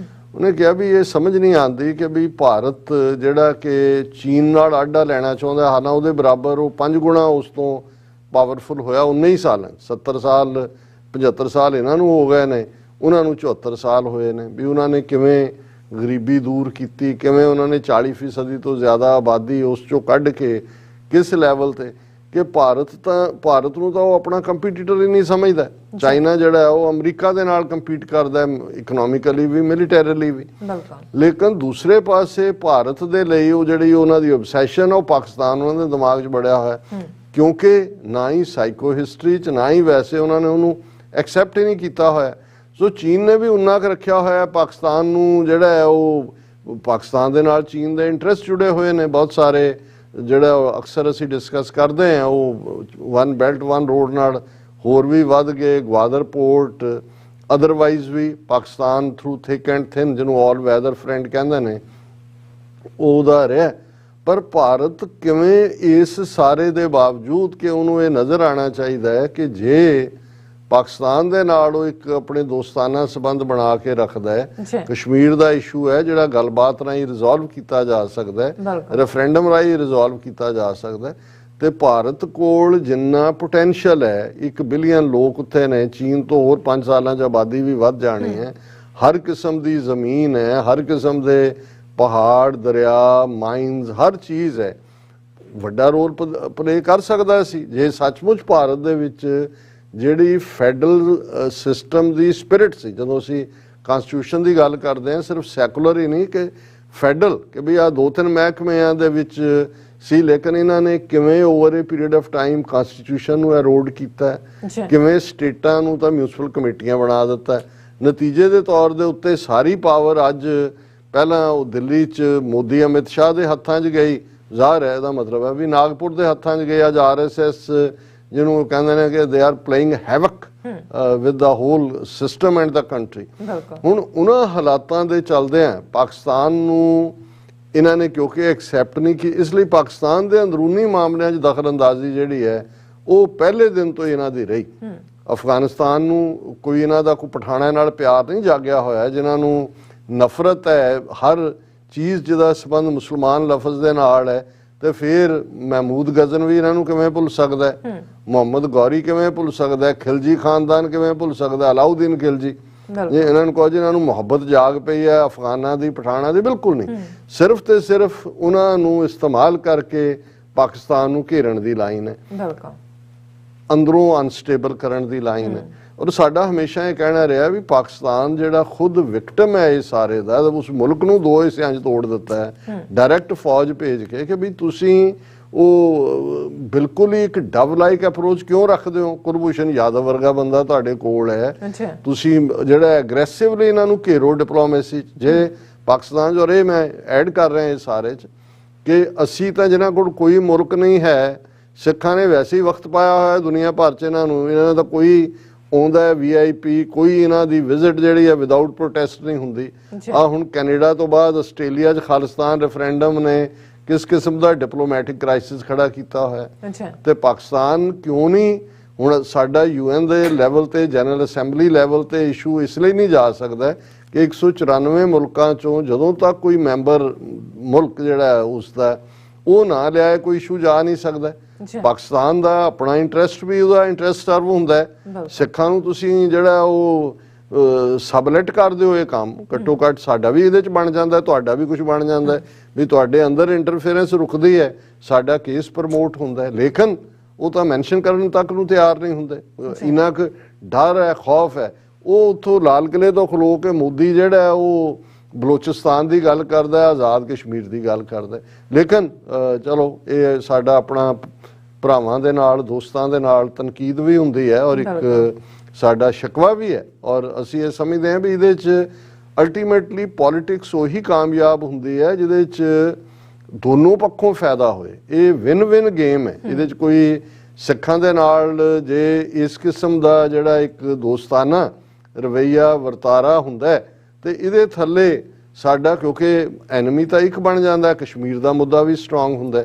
ਪਰ ਇਸ ਮੁੱਦੇ ਤੇ ਮੈਨੂੰ ਖੁਸ਼ੀ ਹੋਈ ਦੇਖ ਕੇ ਕਿ ਭਾਈ ਇਹ ਐਨ ਇੱਕ ਦਿਨ ਪਹਿਲਾਂ ਜਦੋਂ ਕਿ ਚੇਅਰ ਕਰਨਾ ਹੈ ਇੰਡੀਆ ਦੇ S ਜੈ ਸ਼ੰਕਰ ਨੇ United Nation Security Council meet ਨੂੰ, ਤੇ ਹਿਨਾ ਰਬਾਨੀ ਖਰ ਉਹਨਾਂ ਨੇ ਪ੍ਰੈਸ ਕਾਨਫਰੰਸ ਕਰਕੇ ਇੱਕ ਡੋਜ਼ੀਅਰ ਜਿਹੜਾ ਉਹਨਾਂ ਨੇ ਡਿਸਟ੍ਰੀਬਿਊਟ ਜਿਹੜਾ ਪਹਿਲਾਂ ਵੀ ਕੀਤਾ ਸੀ ਮੈਂਬਰਸ ਨੂੰ, ਔਰ ਉਹਦੇ 'ਚ ਉਹਨਾਂ ਨੇ ਕਿਹਾ ਕਿ ਵੀ ਇਹ ਇੰਡੀਆ ਨੇ ਜਿਹੜੀਆਂ ਉਹਨਾਂ ਨੇ ਘਟਨਾਵਾਂ ਦਿੱਤੀਆਂ ਨੇ ਕਿ ਵੀ 1200 ਤੋਂ ਜ਼ਿਆਦਾ ਟੈਰਰ ਦੀਆਂ ਘਟਨਾਵਾਂ ਜਿਹੜੀਆਂ ਪਾਕਿਸਤਾਨ 'ਚ ਹੋਈਆਂ ਉਹ ਅਰਰਾ ਨੇ ਕੀਤੀਆਂ। ਔਰ ਲੇਟੈਸਟ ਜਿਹੜੀ ਜਿਹਦਾ ਉਹਨਾਂ ਨੇ ਕਿਹਾ ਜੀ ਸਾਡੇ ਕੋਲ ਪੂਰੇ ਸਬੂਤ ਨੇ ਕਿ 2021 ਦੇ ਵਿੱਚ ਹਾਫਿਜ਼ ਸਈਦ ਦੇ ਘਰ ਦੇ ਬਾਹਰ ਲਾਹੌਰ 'ਚ ਜਿਹੜਾ ਬੰਬ ਬਲਾਸਟ ਹੋਇਆ ਸੀ ਜਿਹਦੇ 'ਚ ਬੰਦੇ ਮਾਰੇ ਵੀ ਗਏ ਸੀ, ਉਹ ਮਾਸਟਰਮਾਈਂਡ ਕੀਤਾ ਸੀ ਇੰਡੀਆ ਨੇ। ਔਰ ਉਹਦੇ 'ਚ ਉਹਨਾਂ ਨੇ ਉਹਦੀ ਪੂਰੀ ਡਿਟੇਲ ਦਿੱਤੀ ਹੈ। ਔਰ ਉਹਨਾਂ ਨੇ ਕਿਹਾ ਵੀ ਅਸੀਂ ਆਲਰੇਡੀ ਪਾਕਿਸਤਾਨ ਜਿਹੜਾ ਇੰਟਰਪੋਲ ਰਾਹੀਂ ਜਿਹੜੇ ਨੇ ਰੈੱਡ ਵਾਰੰਟ ਜਾਰੀ ਕਰਵਾਏ ਹੋਏ ਨੇ ਨੰਬਰ ਆਫ ਇੰਡੀਅਨਸ ਜਿਹੜੇ ਕਿ ਰਿਸਪੌਂਸਿਬਲ ਸੀ ਟੈਰਰ ਅਟੈਕਸ ਲਈ ਜਿਹੜੇ ਪਾਕਿਸਤਾਨ ਦੇ ਵਿੱਚ ਹੋਏ, ਜਿਨ੍ਹਾਂ 'ਚ ਚਾਈਨੀਜ਼ ਸ਼ਹਿਰੀਆਂ ਨੂੰ ਟਾਰਗੇਟ ਕੀਤਾ ਗਿਆ ਔਰ China Pakistan economical corridor project ਨੂੰ ਡੈਮੇਜ ਕਰਨ ਦੇ ਲਈ ਦਹਿਸ਼ਤਗਰਦ ਹਮਲੇ ਕੀਤੇ ਗਏ। ਔਰ ਫਿਰ ਉਹਨਾਂ ਨੇ ਕਿਹਾ ਕਿ ਬਈ ਇੰਡੀਆ ਨੇ ਈਵਨ ਜਦੋਂ ਅਸੀਂ UN ਸਿਕਿਉਰਿਟੀ ਕਾਉਂਸਲ 'ਚ ਡੈਜ਼ਿਗਨੇਸ਼ਨ ਲਈ ਜਾਂਦੇ ਹਾਂ ਕਿ ਇਹਨੂੰ ਟੈਰਰਿਸਟ ਐਲਾਨੋ, ਤੇ ਇੰਡੀਆ ਨੇ 2020 ਦੇ ਵਿੱਚ ਉਹਨੂੰ ਬਲੌਕ ਕੀਤਾ, ਭਾਵੇਂ ਉਦੋਂ ਇੰਡੀਆ ਮੈਂਬਰ ਖੁਦ ਨਹੀਂ ਸੀ ਪਰ ਲੌਬੀ ਕੀਤੀ। ਫਿਰ ਉਹਨੇ ਇਹ ਕਿਹਾ ਕਿ ਵੀ ਇਸੇ ਤਰ੍ਹਾਂ ਜਿਹੜਾ ਬਾਲਾਕੋਟ ਦਾ 에ਅਰ ਸਟ੍ਰਾਈਕ ਇੰਡੀਆ ਨੇ ਫਰਵਰੀ 2019 ਚ ਕੀਤਾ, ਉਹ ਵੀ ਇੱਕ ਪਲਾਨਡ ਤਰੀਕੇ ਨਾਲ ਵੋਟਾਂ ਲੈਣ ਲਈ ਸੀ ਫॉर ਇਲੈਕਟਰਲ ਗੇਨਸ। ਔਰ ਉਹਨਾਂ ਨੇ ਕਿਹਾ ਕਿ ਵੀ ਇਹ ਜਿਹੜਾ ਇੰਡੀਆ ਦੀ ਰਾਹ ਹੈ, ਉਹਨੇ ਰਾਹ ਵਾਜ਼ responsible for more than 1200 terror attacks in Pakistan in the past 2 years. ਪਿਛਲੇ 2 ਸਾਲ 'ਚ 1200 ਤੋਂ ਜ਼ਿਆਦਾ ਟੈਰਰ ਅਟੈਕ ਕੀਤੇ ਨੇ। ਔਰ ਇਸ ਦੇ ਨਾਲ ਫਿਰ ਉਹਨਾਂ ਨੇ ਈਵਨ ਡਿਟੇਲ ਵੀ ਦਿੱਤੀ ਹੈ ਕਿ ਵੀ ਉਹਨਾਂ ਨੇ ਕਿਵੇਂ ਟਰਾਂਸਨੈਸ਼ਨਲ ਨੈਟਵਰਕ ਬਣਾਇਆ ਹੋਇਆ। 17 ਇੰਡੀਵਿਜੂਅਲਸ ਉਹਨਾਂ ਨੇ ਆਇਡੈਂਟੀਫਾਈ ਪਾਕਿਸਤਾਨ ਨੇ ਕੀਤੇ ਨੇ, ਉਹਨਾਂ 'ਚ ਇੰਡੀਅਨ ਨੇ, ਅਫਗਾਨ ਨੇ, ਬਹਿਰੀਨ ਦੇ ਨੇ ਔਰ ਕੈਨੇਡੀਅਨ ਸਿਟੀਜ਼ਨ ਵੀ ਨੇ। ਉਹਨਾਂ ਨੂੰ $8,75,000 ਇਸ ਦੇ ਲਈ ਜਿਹੜੇ ਨੇ ਤਕਸੀਮ ਕੀਤੇ ਗਏ। ਔਰ ਜਿਹੜਾ ਫਰੰਟ ਮੈਨ ਇਸ ਦੇ ਲਈ ਯੂਜ਼ ਕੀਤਾ ਗਿਆ ਉਹ ਬਬਲੂ ਸ੍ਰੀਵਾਸਤਵ ਨਾਂ ਦਾ ਬੰਦਾ ਜਿਹੜਾ ਬਰੇਲੀ ਜੇਲ੍ਹ ਦੇ ਵਿੱਚ ਹੈ, ਮਰਡਰ ਔਰ ਦੂਜੇ ਚਾਰਜਿਸ 'ਚ ਉਹਨੂੰ ਜਿਹੜਾ ਇਸਤੇਮਾਲ ਕੀਤਾ ਗਿਆ। ਔਰ ਉਹਨਾਂ ਨੇ ਕਿਹਾ ਵੀ ਆਲਰੇਡੀ ਜਿਹੜੇ 4 ਬੰਦੇ ਨੇ ਇਹਦੇ 'ਚ ਇਨਵੋਲਵ, ਉਹਨਾਂ ਨੂੰ ਪਾਕਿਸਤਾਨ ਦੀ ਐਂਟੀ ਟੈਰਰਿਜ਼ਮ ਕੋਰਟ ਨੇ ਕਨਵਿਕਟ ਕੀਤਾ। ਔਰ ਇਹ ਉਹਨਾਂ ਘਟਨਾਵਾਂ 'ਚ ਸੀ ਜਿਹਦੇ 3 ਲੋਕ ਮਾਰੇ ਗਏ ਸੀ, 22 ਜ਼ਖਮੀ ਹੋਏ ਸੀ। ਔਰ ਲਾਹੌਰ ਇਨਸੀਡੈਂਟ ਦੇ ਹਵਾਲੇ ਨਾਲ ਜ਼ਿਆਦਾ ਡਿਟੇਲ 'ਚ ਗੱਲ ਕੀਤੀ ਗਈ ਹੈ। ਔਰ ਇੰਡੀਆ ਨੇ ਤਾਂ ਐਸ ਸੱਚ, ਜਿਵੇਂ ਉਹਨਾਂ ਦੀ ਰੁਚਰਾ ਕੰਬੋਜ਼ ਉਹਨਾਂ ਦੀ ਰਿਪਰੈਜ਼ੈਂਟੇਟਿਵ ਹੈਗੀ ਹੈ UN ਦੇ ਵਿੱਚ, ਉਹਨੇ ਜਿਹੜਾ ਉਹਨੇ ਕਿਹਾ ਜੀ ਇਹ ਕੋਈ ਗੁੱਡ ਟੈਰਰਿਸਟ ਬੈਡ ਟੈਰਰਿਸਟ ਨਹੀਂ ਹੁੰਦੇ, ਟੈਰਰਿਜ਼ਮ ਜਿਹੜੀ ਹੈ ਉਹ ਟਰਾਂਸਨੈਸ਼ਨਲ ਜਿਹੜੀ ਹੈ ਥ੍ਰੈਟ ਹੈ, ਇਹਨੂੰ ਅਸੀਂ ਡਿਫੀਟ ਤਾਂ ਹੀ ਕਰ ਸਕਦੇ ਹਾਂ ਕਿ ਜੇ ਜਿਹੜੀ ਹੈ ਉਹ ਸਾਰੀ ਦੁਨੀਆ ਇਸ ਦੇ ਉੱਤੇ ਫੋਕਸ ਕਰੇ ਔਰ ਇਸ ਸਾਰੇ ਦੇ ਉੱਤੇ। ਪਰ ਮੈਂ ਪਾਕਿਸਤਾਨ ਦੀ ਘੱਟੋ ਘੱਟ ਜਿਹੜੀ ਪੋਜੀਸ਼ਨ ਉਹਨਾਂ ਨੇ ਐਗਰੈਸਿਵ ਸਟੈਂਸ ਲਿਆ ਉਸ ਨੂੰ ਵੈਲਕਮ ਕਰਦਾ ਜੀ। ਡਾਕਟਰ ਸਾਹਿਬ ਤੁਹਾਡਾ ਬਹੁਤ ਬਹੁਤ ਸ਼ੁਕਰੀਆ। ਸਾਥ ਲੈਣਾ ਬ੍ਰੇਕ ਵਿਊਅਰਸ ਤੁਸੀਂ ਨਾਲ ਇਸੇ ਤਰ੍ਹਾਂ ਹੀ ਜੁੜੇ ਰਹਿਣਾ। ਮਿਲਦੇ ਹਾਂ ਛੋਟੇ ਜਿਹੇ ਬ੍ਰੇਕ ਤੋਂ ਬਾਅਦ।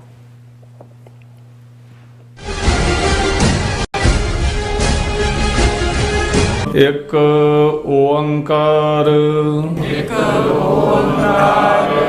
ਇੱਕ ਸ਼ਬਦ ਵੱਖਰਾ ਕਹਿਣਾ, ਇੱਕ ਓੰਕਾਰ, ਇਸ ਤਰ੍ਹਾਂ ਬੋਲਣਾ। ਸਾਡਾ ਇਹ ਨਿੱਕਾ ਜਿਹਾ ਉਪਰਾਲਾ ਹੈ ਕਿ ਅਸੀਂ ਸਾਰੇ ਖੁਦ ਧੰਨ ਸ਼੍ਰੀ ਗੁਰੂ ਗ੍ਰੰਥ ਸਾਹਿਬ ਜੀ ਦੀ ਬਾਣੀ ਦਾ ਸ਼ੁੱਧ ਉਚਾਰਨ ਕਰ ਸਕੀਏ। ਸਤਿਨਾਮ ਕਰਤਾ ਪੁਰਖ।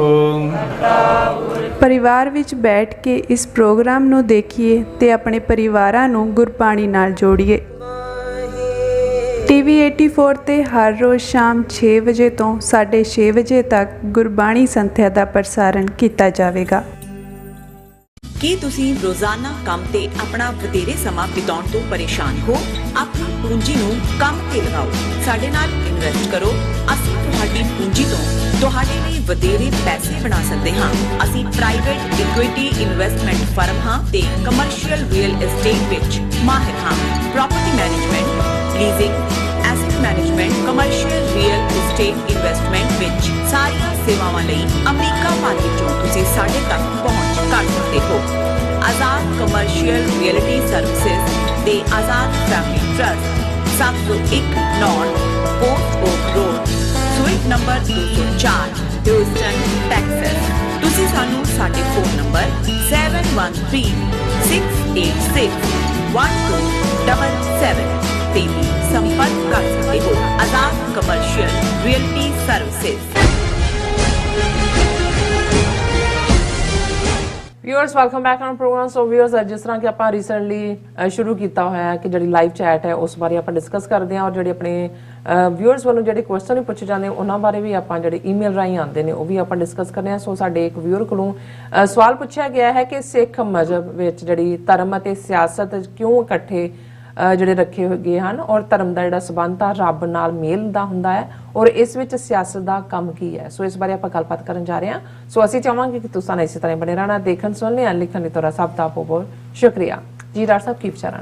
ਅਸੀਂ ਵੀਰ ਅਜੈਬ ਸਿੰਘ ਸੀਐਟਲ ਤੋਂ ਜਿਹੜੇ ਸਾਡੇ ਐਡਮਾਇਰਰ ਨੇ, ਸਪੋਰਟਰ ਨੇ TV 84 ਦੇ, ਉਹਨਾਂ ਨੇ ਕਿਹਾ ਜੀ ਤੁਸੀਂ ਚੰਗਾ ਕੀਤਾ, ਕਲੀਅਰ ਕੀਤਾ, ਨਹੀਂ ਤਾਂ ਉਹ ਪੁਰਾਣੀ ਵੀਡੀਓ ਪਾ ਕੇ ਸਿੱਖਾਂ ਨੂੰ ਫੂਕ ਛਕਾ ਰਹੇ ਨੇ ਜੀ ਤੁਸੀਂ ਬੜੇ ਬਹਾਦਰੀ ਵਾਲਾ ਕੰਮ। ਇਹ ਤਾਂ ਖੁਦ ਹੀ ਉਹਨਾਂ ਦੇ ਸੋਰਸਿਸ ਨੇ ਵੀ ਕਿਹਾ ਕਿ ਜੀ ਕੋਈ ਉਹਦੀ ਵੀਡੀਓ ਜਾਰੀ ਨਹੀਂ ਹੈ, ਸਭ ਪੁਰਾਣੀਆਂ ਚੱਲ ਰਹੀਆਂ, ਉਹਨਾਂ ਦੇ TV ਚੈਨਲ ਵੀ ਉਹੀ ਚਲਾ ਰਹੇ ਨੇ।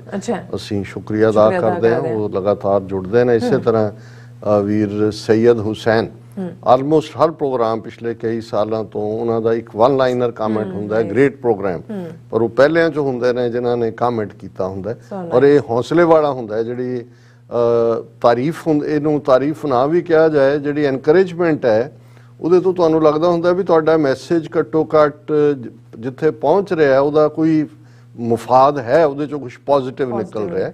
ਔਰ ਅਸੀਂ ਕਿਉਂਕਿ ਸਾਨੂੰ ਜਿਵੇਂ ਮੈਂ ਅੱਗੇ ਵੀ ਕਿਹਾ ਸੀ ਵੀ ਬਹੁਤ ਸਾਰੀਆਂ ਥਾਵਾਂ ਤੋਂ ਸਾਨੂੰ ਬਲੌਕ ਕੀਤਾ ਹੋਇਆ, ਫੇਸਬੁੱਕ, YouTube ਵੀ ਬੜੀ ਲਿਮਿਟਿਡ ਹੈ। ਔਰ ਇਹਦੇ 'ਚ ਤੁਸੀਂ ਇੱਕ ਫੇਵਰ ਕਰ ਸਕਦੇ ਹੋ ਸਾਡੇ ਵਿਊਅਰਸ ਕਿ ਵੀ ਤੁਸੀਂ ਅੱਗੋਂ ਉਸ ਨੂੰ ਸ਼ੇਅਰ ਵੀ ਕਰੋ, ਲਾਈਕ ਵੀ ਕਰੋ, ਸਬਸਕ੍ਰਾਈਬ ਵੀ ਕਰੋ। ਔਰ ਜਿਹੜਾ ਤੁਹਾਡੇ ਹਰ ਇੱਕ ਦੇ ਆਪਣੇ 10, 15, 20 ਦਾ ਗਰੁੱਪ ਹੈ ਉਹਨਾਂ ਦੇ ਉੱਤੇ ਪ੍ਰਵੇਲ ਕਰੋ ਕਿ ਵੀ ਇਹਨੂੰ ਸਬਸਕ੍ਰਾਈਬ ਵੀ ਕਰੋ ਔਰ ਇਹਨੂੰ ਦੇਖੋ। ਜੇ ਤੁਹਾਨੂੰ ਨਾ ਚੰਗਾ ਲੱਗੇ ਇਹਨੂੰ ਅਨਸਬਸਕ੍ਰਾਈਬ ਕਰ ਦਿਓ।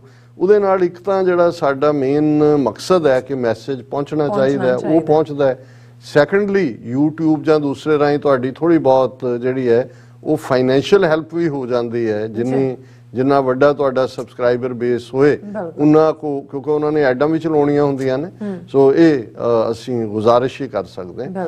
ਔਰ ਜਿਵੇਂ ਤੁਸੀਂ ਕਿਹਾ ਕਿ ਵੀ ਅਸੀਂ ਇਹ ਹਾਲਾਂ ਪਹਿਲਾਂ ਹੁੰਦਾ ਸੀ, ਫਿਰ ਹੌਲੀ ਪੋਲੀਟਿਕਸ 'ਚ ਅਸੀਂ ਸਾਕਨ ਜ਼ਿਆਦਾ ਹੋ ਗਏ ਔਰ ਵਿਊਅਰਸ ਦੀਆਂ ਕੁਐਰੀਜ਼, ਕੁਐਸਚਨਸ, ਕਾਮੈਂਟਸ ਉਹਨਾਂ ਨੂੰ ਕੋਈ ਬਹੁਤੀ ਥਾਂ ਨਹੀਂ ਸੀ ਔਰ ਅਸੀਂ ਉਸ ਨੂੰ ਰਿਵਾਈਵ ਕੀਤਾ। ਔਰ ਇੱਕ ਸਵਾਲ ਜਿਹੜਾ ਸਾਡੇ ਵੱਲੋਂ ਸਾਨੂੰ ਪੁੱਛਿਆ ਗਿਆ ਕਿ ਵੀ ਮਜ਼ਹਬ ਤੇ ਸਿਆਸਤ, ਜਿਹਨੂੰ ਅਸੀਂ ਧਰਮ ਤੇ ਰਾਜਨੀਤੀ, ਅੱਛਾ ਕਿਉਂਕਿ ਹੁਣ ਦੋਨੋਂ ਪਾਸਿਆਂ ਦੇ ਪੰਜਾਬਾਂ ਦਾ ਮੈਨੂੰ ਧਿਆਨ ਰੱਖਣਾ ਪੈਂਦਾ, ਸਾਡੇ ਵੀਰ ਦੋਵੇਂ ਪਾਸੇ ਨੇ। ਅੱਛਾ ਇਧਰ ਤੁਸੀਂ ਧਰਮ ਤੇ ਰਾਜਨੀਤੀ ਕਹੋਗੇ ਤੇ ਲਹਿੰਦੇ ਪੰਜਾਬ ਵਾਲੇ ਜਿਹੜੇ ਨੇ ਉਹਨਾਂ ਚੋਂ ਅੱਧਿਆਂ ਲਈ ਸਮਝਣਾ ਔਖਾ ਹੁੰਦਾ ਹੈ। ਔਖਾ ਹੋ ਜਾਂਦਾ। ਤੁਸੀਂ ਮਜ਼ਹਬ ਤੇ ਸਿਆਸਤ ਕਹਿੰਦੇ ਹੋ, ਕਿਉਂਕਿ ਲਫ਼ਜ਼ ਤਾਂ ਸਾਰੇ ਹੀ ਜ਼ਬਾਨਾਂ ਦੇ ਜਿਹੜੇ ਨੇ, ਭਾਵੇਂ ਕੋਈ ਉਰਦੂ, ਪਰਸ਼ੀਅਨ, ਅਰਬੀ ਜਾਂ ਇਧਰੋਂ ਭੋਜਪੁਰੀ, ਅਵਧੀ ਕਿਤੇ ਚੋਂ ਵੀ ਆਇਆ, ਇੰਨੀ ਕੁ ਗੁਰੂ ਨੇ ਸਾਨੂੰ ਖੁੱਲ੍ਹ ਦਿੱਤੀ ਹੋਈ ਹੈ। ਔਰ ਕਿਉਂਕਿ ਗੁਰੂ ਗ੍ਰੰਥ ਸਾਹਿਬ ਦੇ ਅੰਦਰ ਘੱਟੋ ਘੱਟ 22 ਤੋਂ ਜ਼ਿਆਦਾ ਜ਼ਬਾਨਾਂ ਔਰ ਪਤਾ ਨਹੀਂ ਕਿੰਨੇ ਕੁ ਡਾਇਲੈਕਟਸ ਦੇ ਲਫ਼ਜ਼ ਨੇ, ਕਿ ਵੀ ਉਸ ਦਾ ਮਤਲਬ ਹੀ ਇਹ ਹੈ ਮੈਸੇਜ, ਕਿ ਮੈਸੇਜ ਜਾਣਾ ਚਾਹੀਦਾ ਹੈ। ਔਰ ਤਾਂ ਕਿ ਤੁਸੀਂ, ਔਰ ਗੁਰੂ ਸਾਹਿਬ ਜਿੱਥੇ ਜਿੱਥੇ ਗਏ ਉਹਨਾਂ ਨੇ ਉਹਨਾਂ ਦੀ ਜ਼ਬਾਨ 'ਚ ਗੱਲ ਕੀਤੀ, ਇਕੱਲਾ ਇਹੀ ਨਹੀਂ, ਜਿਹੜਾ ਉਹਨਾਂ ਦਾ ਸਿੰਬੋਲਿਜ਼ਮ ਸੀ ਉਹਦੇ 'ਚ ਗੱਲ ਕੀਤੀ। ਜੇ ਤੁਸੀਂ ਸਿੱਧਾਂ ਦੇ ਨਾਲ, ਜੋਗੀਆਂ ਦੇ ਨਾਲ, ਸੂਫੀ ਇਸਲਾਮ ਦਾ ਗੜ੍ਹ ਪਾਕਪਤਨ, ਮੁਲਤਾਨ ਜਾਂ ਬਗਦਾਦ, ਤੇ ਤੁਸੀਂ ਉਹ ਸਾਰਾ ਇਸਲਾਮਿਕ ਸਿੰਬੋਲਿਜ਼ਮ ਦੇਖੋਗੇ ਮੁਲਤਾਨ ਔਰ ਬਗਦਾਦ ਦੀ ਡਿਬੇਟ ਦੇ ਵਿੱਚ। ਸਿੱਧਾਂ ਜੋਗੀਆਂ ਦੇ ਨਾਲ ਸਿੱਧ ਗੋਸ਼ਟ ਤੁਸੀਂ ਦੇਖੋਗੇ, ਜਿਹੜੀਆਂ ਅਸੀਂ ਜਪਜੀ ਸਾਹਿਬ ਦੀਆਂ 4 ਪੌੜੀਆਂ ਰੋਜ਼ਾਨਾ, ਜਿਹੜੀਆਂ ਮੁੰਦਾ ਸੰਤੋਖ, ਭੁਗਤ ਗਿਆਨ, ਏਕਾ ਮਾਈ, ਆਸਣ, ਲੋਏ ਲੋਏ ਭੰਡਾਰ, ਤੇ ਉਹਦੇ 'ਚ ਤੁਸੀਂ ਦੇਖੋਗੇ ਕਿ ਉਹ ਸਾਰਾ ਹੀ ਜੋ ਜੋਗੀਆਂ ਦੇ ਪਹਿਰਾਵੇ ਸੀ ਉਹਨੂੰ ਇਸਤੇਮਾਲ ਕਰਕੇ ਆਪਣਾ ਮੈਸੇਜ ਦਿੱਤਾ ਹੈ। ਸੋ ਪਹਿਲੀ ਗੱਲ ਤਾਂ ਸਾਨੂੰ ਇਹ ਸਮਝਣਾ ਹੋਏਗਾ ਕਿ ਵੀ ਜਿਹੜਾ ਸਿੱਖੀ ਦਾ ਮੁੱਢਲਾ ਕਾਨਸੈਪਟ ਹੈ, ਕਿਉਂਕਿ ਬਹੁਤ ਸਾਰੇ ਇਸ ਲਈ ਕਨਫਿਊਜ਼ ਹੁੰਦੇ ਨੇ, ਔਰ ਇਹ ਸਵਾਲ ਵੀ ਇੱਕ ਵੈਸਟਰਨ ਐਜੂਕੇਟਡ ਸੱਜਣ ਵੱਲੋਂ ਹੈ, ਕਿਉਂਕਿ ਜਦੋਂ ਉਹ ਅਮਰੀਕਾ ਦੇ ਸਿਸਟਮ ਨੂੰ ਦੇਖਦੇ ਨੇ, separation of church and state, ਉਹਨਾਂ ਨੂੰ ਇਹ ਲੱਗਦਾ ਹੈ ਕਿ ਵੀ ਵਾਕਿਆ ਹੀ ਜਿਹੜਾ ਧਰਮ ਦਾ ਰੁਤਬਾ ਹੈ, ਕਿਉਂਕਿ ਉਹਨਾਂ ਦੇ ਲਈ ਧਰਮ ਦਾ ਮਤਲਬ ਹੈ ਚਰਚ, ਤੇ ਸਟੇਟ ਜ਼ਾਹਰ ਹੈ ਉਹਨਾਂ ਦੇ ਲਈ ਇਹਦਾ ਮਤਲਬ ਹੈ ਪੋਲਿਟਿਕਸ, ਕਿ ਵੀ ਜੇ ਇਹਨਾਂ ਨੇ ਸੈਪਰੇਟ ਕੀਤਾ ਧਰਮ ਔਰ ਚਰਚ ਔਰ ਸਟੇਟ, ਇਹਦਾ ਮਤਲਬ ਇਹ ਹੈ ਕਿ ਵੀ ਇਹ ਦੋਨੋਂ ਹੀ ਅੱਡ ਅੱਡ ਸ਼ੋਬੇ ਨੇ। ਔਰ ਜਿਵੇਂ ਉਹਨਾਂ ਨੇ ਕਿਹਾ ਕਿ ਜੀ ਇਹ ਤਾਂ ਰੂਹਾਨੀਅਤ ਦਾ ਰਸਤਾ ਹੈ, ਕਿਸੇ ਦਾ ਰੱਬ ਨਾਲ ਕੀ ਰਿਸ਼ਤਾ ਹੈ, ਕੋਈ ਮੰਨਦਾ ਹੈ ਨਹੀਂ ਮੰਨਦਾ, ਉਹਦਾ ਸਿਆਸਤ ਦੇ ਨਾਲ ਜੋੜ ਕਿਉਂ ਹੋਣਾ ਚਾਹੀਦਾ, ਕਿਉਂਕਿ ਹੁਣ ਇਸੇ ਤਰ੍ਹਾਂ ਇਹਦੇ 'ਚ ਵੀ ਕੋਈ ਸ਼ੱਕ ਨਹੀਂ ਹੈ ਕਿ ਇੱਕ ਜ਼ਮਾਨੇ ਦੇ ਵਿੱਚ ਜਦੋਂ ਚਰਚ ਇੰਨਾ ਪਾਵਰਫੁਲ ਸੀ, ਉਹ ਧਰਮ ਦੇ ਤਾਂ ਬਣੇ ਹੀ ਹੋਏ ਸੀ, ਉਹ ਜੀਸਸ ਦੀ ਕੰਟੀਨਿਊਟੀ, ਪੋਪ ਤਾਂ ਜਿਹੜਾ ਉਨੀ ਪਾਵਰ ਹੀ ਆਪਣੇ ਆਪ ਦੀ ਦੱਸਦਾ ਸੀ, ਪਰ ਉਹਨਾਂ ਨੇ ਟੈਰੀਟਰੀਜ਼ ਵੀ ਕੰਕਰ ਕੀਤੀਆਂ, ਉਹ ਬਾਦਸ਼ਾਹਤ ਵੀ ਸੀ, ਪਰ ਜਿੱਥੇ ਬਾਦਸ਼ਾਹ ਐਗਜ਼ਿਸਟ ਕਰਦੇ ਸੀ ਉਹਦੇ 'ਚ ਵੀ ਉਹਨਾਂ ਦੀ ਟੋਟਲੀ ਇੰਟਰਫੇਅਰੈਂਸ ਸੀ। ਔਰ ਚਰਚ ਪੂਰੀ ਤਰ੍ਹਾਂ ਕਰਪਟ ਹੋਇਆ, ਇਹੀ ਕਾਰਨ ਸੀ ਕਿ ਜਿਹੜਾ 15ਵੀਂ ਸਦੀ ਦੇ ਵਿੱਚ ਮਾਰਟਨ ਲੂਥਰ, ਜਿਹੜਾ ਰਿਫਾਰਮਰ, ਜਿਹੜਾ ਖੁਦ ਜਰਮਨ ਸੀ, ਰਿਫਾਰਮ ਦੇ ਥੱਲੇ ਫਿਰ ਪ੍ਰੋਟੈਸਟੈਂਟ ਚਰਚ ਹੋਣ ਦੇ ਵਿੱਚ ਆਇਆ, ਔਰ ਜਿਹੜੀ ਜਿਸ ਕਿਸਮ ਦੀ ਨਫ਼ਰਤ ਫਿਰ ਚਰਚ ਦੇ ਲਈ ਸੀ ਉਹਨਾਂ ਦੀਆਂ ਵਧੀਕੀਆਂ ਕਰਕੇ, ਜਿਹੜੀ ਨਵੀਂ ਸਟੇਟ ਅਪੀਅਰ, ਉਹਦੇ 'ਚ ਤੁਸੀਂ ਫ੍ਰੈਂਚ ਮਾਡਲ ਸਭ ਤੋਂ ਵਰਸਟ ਦੇਖੋਗੇ। ਅਜੇ ਅਮਰੀਕਾ 'ਚ ਭਾਵੇਂ ਚਰਚ ਐਂਡ ਸਟੇਟ ਸੈਪਰੇਟ ਹੈ, ਲੇਕਿਨ ਇਹਨਾਂ ਦੇ ਡਾਲਰਸ ਦੇ ਉੱਤੇ ਲਿਖਿਆ ਹੋਇਆ ਇਨ ਗੋਡ ਵੀ ਟਰਸਟ। ਅਮਰੀਕਾ ਦਾ ਪ੍ਰੈਜ਼ੀਡੈਂਟ ਜਦੋਂ ਸਹੁੰ ਚੁੱਕਦਾ ਹੈ, ਬਾਈਬਲ ਦੇ ਉੱਤੇ ਹੱਥ ਰੱਖ ਕੇ ਚੁੱਕਦਾ ਹੈ, ਉਹਦੇ ਚੁੱਕਣ ਤੋਂ ਬਾਅਦ ਉਹ ਯਕੀਨੀ ਵੀ ਬਣਾਉਂਦੇ ਨੇ ਵੀ ਕਿਹੜਾ ਚਰਚ ਹੈ, ਕਿਹੜਾ ਉਹ ਗਿਆ ਉੱਥੇ। ਲੇਕਿਨ ਫ੍ਰੈਂਚ ਵਾਲਿਆਂ ਨੇ ਤੇ ਲੈਸੈਟੇ ਦੇ ਨਾਂ ਥੱਲੇ ਟੋਟਲ ਸੈਪਰੇਸ਼ਨ ਰੱਖੀ। ਉਹਨਾਂ ਨੇ ਤਾਂ ਜਿਸ ਕਿਸਮ ਦੇ ਕਾਨੂੰਨ ਵੀ ਬਣਾਏ, ਜਿਹੜਾ ਉਹਦੇ 'ਚ ਔਸਟੈਂਸੀਬਲ ਸਾਈਨਸ ਆਫ ਰਿਲੀਜਨ ਤੇ ਪਾਬੰਦੀ ਦੂਸਰੇ, ਤੇ ਉਹਨਾਂ ਨੇ ਤਾਂ ਬਿਲਕੁਲ ਹੀ ਕੱਟ ਆਫ, ਕੋਈ ਅਸੀਂ ਵੜਨ ਹੀ ਨਹੀਂ ਦੇਣਾ, ਕੋਈ ਈਵਨ ਜਿਹਦੀ ਪਹਿਰਾਵੇ ਜਾਂ ਸ਼ਕਲੋ ਸੂਰਤ ਤੇ ਕੋਈ ਇਹ ਚਿੰਨ੍ਹ ਹੋਏ ਕਿ ਜਿਸ ਧਰਮ ਨੂੰ ਉਹ ਸਕੂਲਾਂ 'ਚ ਨਹੀਂ ਜਾ ਸਕਦਾ, ਦਫ਼ਤਰਾਂ 'ਚ ਨਹੀਂ ਜਾ ਸਕਦਾ। ਹੁਣ ਇਹੀ ਫਰਾਂਸ ਜਿਹੜਾ ਕਿਸੇ ਵੇਲੇ ਬਾਕੀਆਂ ਦੇ ਨਾਲ, ਜਦੋਂ ਤੁਸੀਂ ਕਰੂਸੇਡਰਸ ਦੇਖਦੇ ਹੋ, ਕਰੂਸੇਡਸ ਜਿਹੜੀਆਂ ਇਸਲਾਮ ਦੇ ਖਿਲਾਫ, ਯਹੂਦੀਆਂ ਦੇ ਖਿਲਾਫ ਗਈਆਂ, ਉਹਨਾਂ 'ਚ ਸਾਰੀ ਲੀਡਰਸ਼ਿਪ ਸੀ ਇਹਨਾਂ ਦੀ। ਔਰ ਇੱਕ ਵੱਖਰਾ ਚੈਪਟਰ ਹੈ ਕਿ ਵੀ ਕਿਵੇਂ ਯੂਰਪ ਦੇ ਵਿੱਚ ਮਜ਼ਹਬ ਦੇ ਨਾਂ ਦੇ ਉੱਤੇ, ਖਾਸ ਤੌਰ ਤੇ ਕ੍ਰਿਸਚੀਅਨਿਟੀ ਦੇ ਨਾਂ ਦੇ ਉੱਤੇ ਕਿਸ ਕਿਸਮ ਦੇ ਜ਼ੁਲਮ ਹੋਏ। ਜੇ ਤੁਸੀਂ 15ਵੀਂ ਸਦੀ 'ਚ ਸਪੇਨ 'ਚ ਦੇਖੋ, ਜਿਹਦੀ ਇਨਕੁਇਜ਼ੀਸ਼ਨ ਜਿਹਨੂੰ ਕਿਹਾ ਜਾਂਦਾ 1492 ਦੇ ਨੇੜੇ ਤੇੜੇ, ਕਿਸ ਲੈਵਲ ਦੇ ਜ਼ੁਲਮ ਕੀਤੇ ਗਏ ਵਿਦਨ ਯੂਕੇ ਧਰਮ ਦੇ ਨਾਂ ਥੱਲੇ। ਹੁਣ ਅਮਰੀਕਾ ਕਿਹਨੇ ਫਾਊਂਡ ਕੀਤਾ? ਪਿਲਗ੍ਰਿਮਸ ਨੇ, ਜਿਹੜੇ ਉੱਥੋਂ ਮੇਫਲਾਵਰ 'ਚ ਦੌੜੇ, ਉਹਨਾਂ ਦੇ ਉੱਤੇ ਜ਼ੁਲਮ। ਸੋ ਇਹ ਇੱਕ, ਕਿਉਂਕਿ ਇਸ ਕਿਸਮ ਦਾ ਜਿਹੜਾ ਧਰਮ ਦੇ ਨਾਂ ਦੇ ਥੱਲੇ ਪਾਵਰ ਦਾ ਸੈਂਟਰਲਾਈਜ਼ ਹੋਣਾ ਸੀ ਔਰ ਉਹਦਾ ਮਿਸਯੂਜ਼ ਸੀ, ਉਹਨੇ ਇੱਕ ਉਹ ਸਟੇਟ ਆਫ ਮਾਈਂਡ ਪੈਦਾ ਕਰ ਦਿੱਤੀ ਕਿ ਜੀ ਉਹਦੇ ਤੋਂ ਸੈਪਰੇਸ਼ਨ ਹੋਏ। ਹੁਣ ਮੈਂ ਜਿਹੜਾ ਸਮੇਂ ਦੀ, ਅਦਰਵਾਈਜ਼ ਇਹ ਟੌਪਿਕ ਤਾਂ ਬਹੁਤ ਘੰਟਿਆਂ ਵਧੀ ਜੇ ਤੁਸੀਂ ਗੱਲ ਕਰੋ, ਫਿਰ ਵੀ ਕਈ ਵਾਰੀ ਤੁਸੀਂ ਸ਼ਾਇਦ ਕਾਨਸੈਪਟ ਦੇ ਨੇੜੇ ਤੇੜੇ ਪਾਓ। ਹੁਣ ਅਸੀਂ ਸਿੱਖੀ ਦੇ ਕਾਨਸੈਪਟ ਦੀ ਗੱਲ ਕਰਦੇ ਹਾਂ। ਜਿਹੜੇ ਈਸਟ ਦੇ ਮਜ਼ਹਬ ਸੀ ਜਿਨ੍ਹਾਂ ਦੇ ਵਿੱਚ ਜੇ ਅਸੀਂ ਰਿਗਵੇਦ ਦੇ ਨਾਲ ਫਿਰ ਬੁੱਧਿਜ਼ਮ ਜੈਨਿਜ਼ਮ ਦੇਖੀਏ ਜਿਸ ਲਾਈਨ 'ਚ ਸਿੱਖੀ ਬਾਅਦ 'ਚ ਆਈ, ਉਹਨਾਂ ਦੇ ਵਿੱਚ ਵੀ ਕਿਉਂਕਿ ਉਹਨਾਂ ਦਾ ਜਿਹੜਾ ਮਜ਼ਹਬੀ ਕਨਸੈਪਟ ਸੀ ਉਹ ਸ਼ਿਵ ਤੇ ਸ਼ਕਤੀ ਦਾ, ਮਾਇਆ ਔਰ ਰੱਬ, ਮਾਇਆ ਭਰਮ ਹੈ, ਭੁਲੇਖਾ ਹੈ, ਫਸਾਂਦੀ ਹੈ, ਔਰਤ ਵੀ ਮਾਇਆ ਦਾ ਰੂਪ ਹੈ, ਮਾਇਆ ਵੀ ਮਾਇਆ ਦਾ ਰੂਪ ਹੈ, ਗ੍ਰਸਤ ਬੱਚੇ ਵੀ ਮਾਇਆ ਦਾ ਰੂਪ ਨੇ, ਇਹਨਾਂ ਤੋਂ ਦੌੜ ਜਾਓ। ਉਹਨਾਂ ਨੇ ਸੰਨਿਆਸ, ਬੁੱਧਿਜ਼ਮ ਦੇ ਵਿੱਚ ਭਿਕਸ਼ੂ ਭਿਕਸ਼ੁਣੀ ਔਰ ਜੈਨਿਜ਼ਮ ਦੇ ਵਿੱਚ ਉਸ ਤੋਂ ਵੀ ਜਿਹੜੀ ਆ ਹੋਰ ਸਖਤ ਲਾਈਨ ਦੇ ਵਿੱਚ ਜਿਸ ਕਿਸਮ ਦੀ ਉਹਨਾਂ ਦੀ ਪੈਨੈਂਸ ਹੈ, ਉਹਦਾ ਨਤੀਜਾ ਉਹ ਉਹਦੇ 'ਚ ਹੀ ਰਹਿ ਕੇ ਜੀ ਸਿਰਫ ਸਾਧਨਾ, ਔਰ ਉਹਦੇ 'ਚੋਂ ਹੀ ਫਿਰ ਜਦੋਂ ਬੁੱਧ ਧਰਮ ਦਾ ਖਾਤਮਾ ਹੁੰਦਾ ਹੈ ਤੇ ਬੁੱਧ ਧਰਮ ਤੇ ਹਿੰਦੂ ਧਰਮ ਦੇ ਸੁਮੇਲ 'ਚੋਂ ਜਿਹੜਾ ਯੋਗ ਮਤ ਨਿਕਲਦਾ ਹੈ, ਨਾਥ ਮਤ ਵੀ ਜਿਹਨੂੰ ਕਿਹਾ ਜਾਂਦਾ ਹੈ, ਗੋਰਖਨਾਥ, ਮਚੰਦਰਨਾਥ, ਉਹ ਸਾਰੇ ਲੋਕ ਆਉਂਦੇ ਨੇ। ਉਹ ਵੀ ਦੁਨੀਆ ਤੋਂ ਭਗੌੜੇ। ਹੁਣ ਅਸੀਂ ਜੇ ਗੁਰੂ ਨਾਨਕ ਸਾਹਿਬ ਦੀ ਫਿਲਾਸਫੀ ਨਾਲ ਇਹਨੂੰ ਸਮਝਣ ਦੀ ਕੋਸ਼ਿਸ਼ ਕਰੀਏ, ਪਹਿਲੀ ਗੱਲ ਤਾਂ ਇਹਨੂੰ ਅੱਜ ਦੀ ਜਿਹੜੀ ਭੱਦੀ ਸਿਆਸਤ ਹੈ, MLA MP ਬਣਨ ਲਈ ਅਕਾਲੀਆਂ ਨੇ ਸ਼੍ਰੋਮਣੀ ਕਮੇਟੀ ਦੇ ਪਲੇਟਫਾਰਮ ਨੂੰ ਯੂਜ਼ ਕੀਤਾ ਆ ਗਏ, ਇਹਦੇ ਨਾਲ ਮਤ ਜੋੜ ਕੇ ਦੇਖੀਏ। ਇਹਨਾਂ ਨੇ ਵੀ ਉਸੇ ਤਰ੍ਹਾਂ ਧਰਮ ਨੂੰ ਮਿਸਯੂਜ਼ ਕੀਤਾ ਹੈ ਜਿਵੇਂ ਕਦੇ ਯੂਰਪ ਦੇ ਵਿੱਚ ਜਾਂ ਦੂਸਰੀਆਂ ਥਾਵਾਂ ਤੇ ਹੁੰਦਾ ਰਿਹਾ। ਹੁਣ ਗੁਰੂ ਨਾਨਕ ਸਾਹਿਬ ਪਰਿਵਾਰ ਹੈ, ਉਹਨਾਂ ਦਾ ਬੱਚੇ ਨੇ, ਉਹ ਉਦਾਸੀਆਂ ਤੇ ਨਿਕਲਦੇ ਨੇ। ਹੁਣ ਇਹ ਧਰਮ ਦੀ ਦੁਨੀਆ 'ਚ ਇਹ ਬਣਾ ਦਿੱਤਾ ਗਿਆ ਕਿ ਜੀ ਇਹ ਤਾਂ ਕੋਈ ਹੋ ਹੀ ਨਹੀਂ ਸਕਦਾ, ਰੂਹਾਨੀਅਤ ਦੀ ਸਿਖਰ ਜਿਹੜਾ ਵਿਆਹਿਆ ਹੋਇਆ ਜਾਂ ਜਿਹੜਾ ਅਦਰਵਾਈਜ਼ ਹੈ।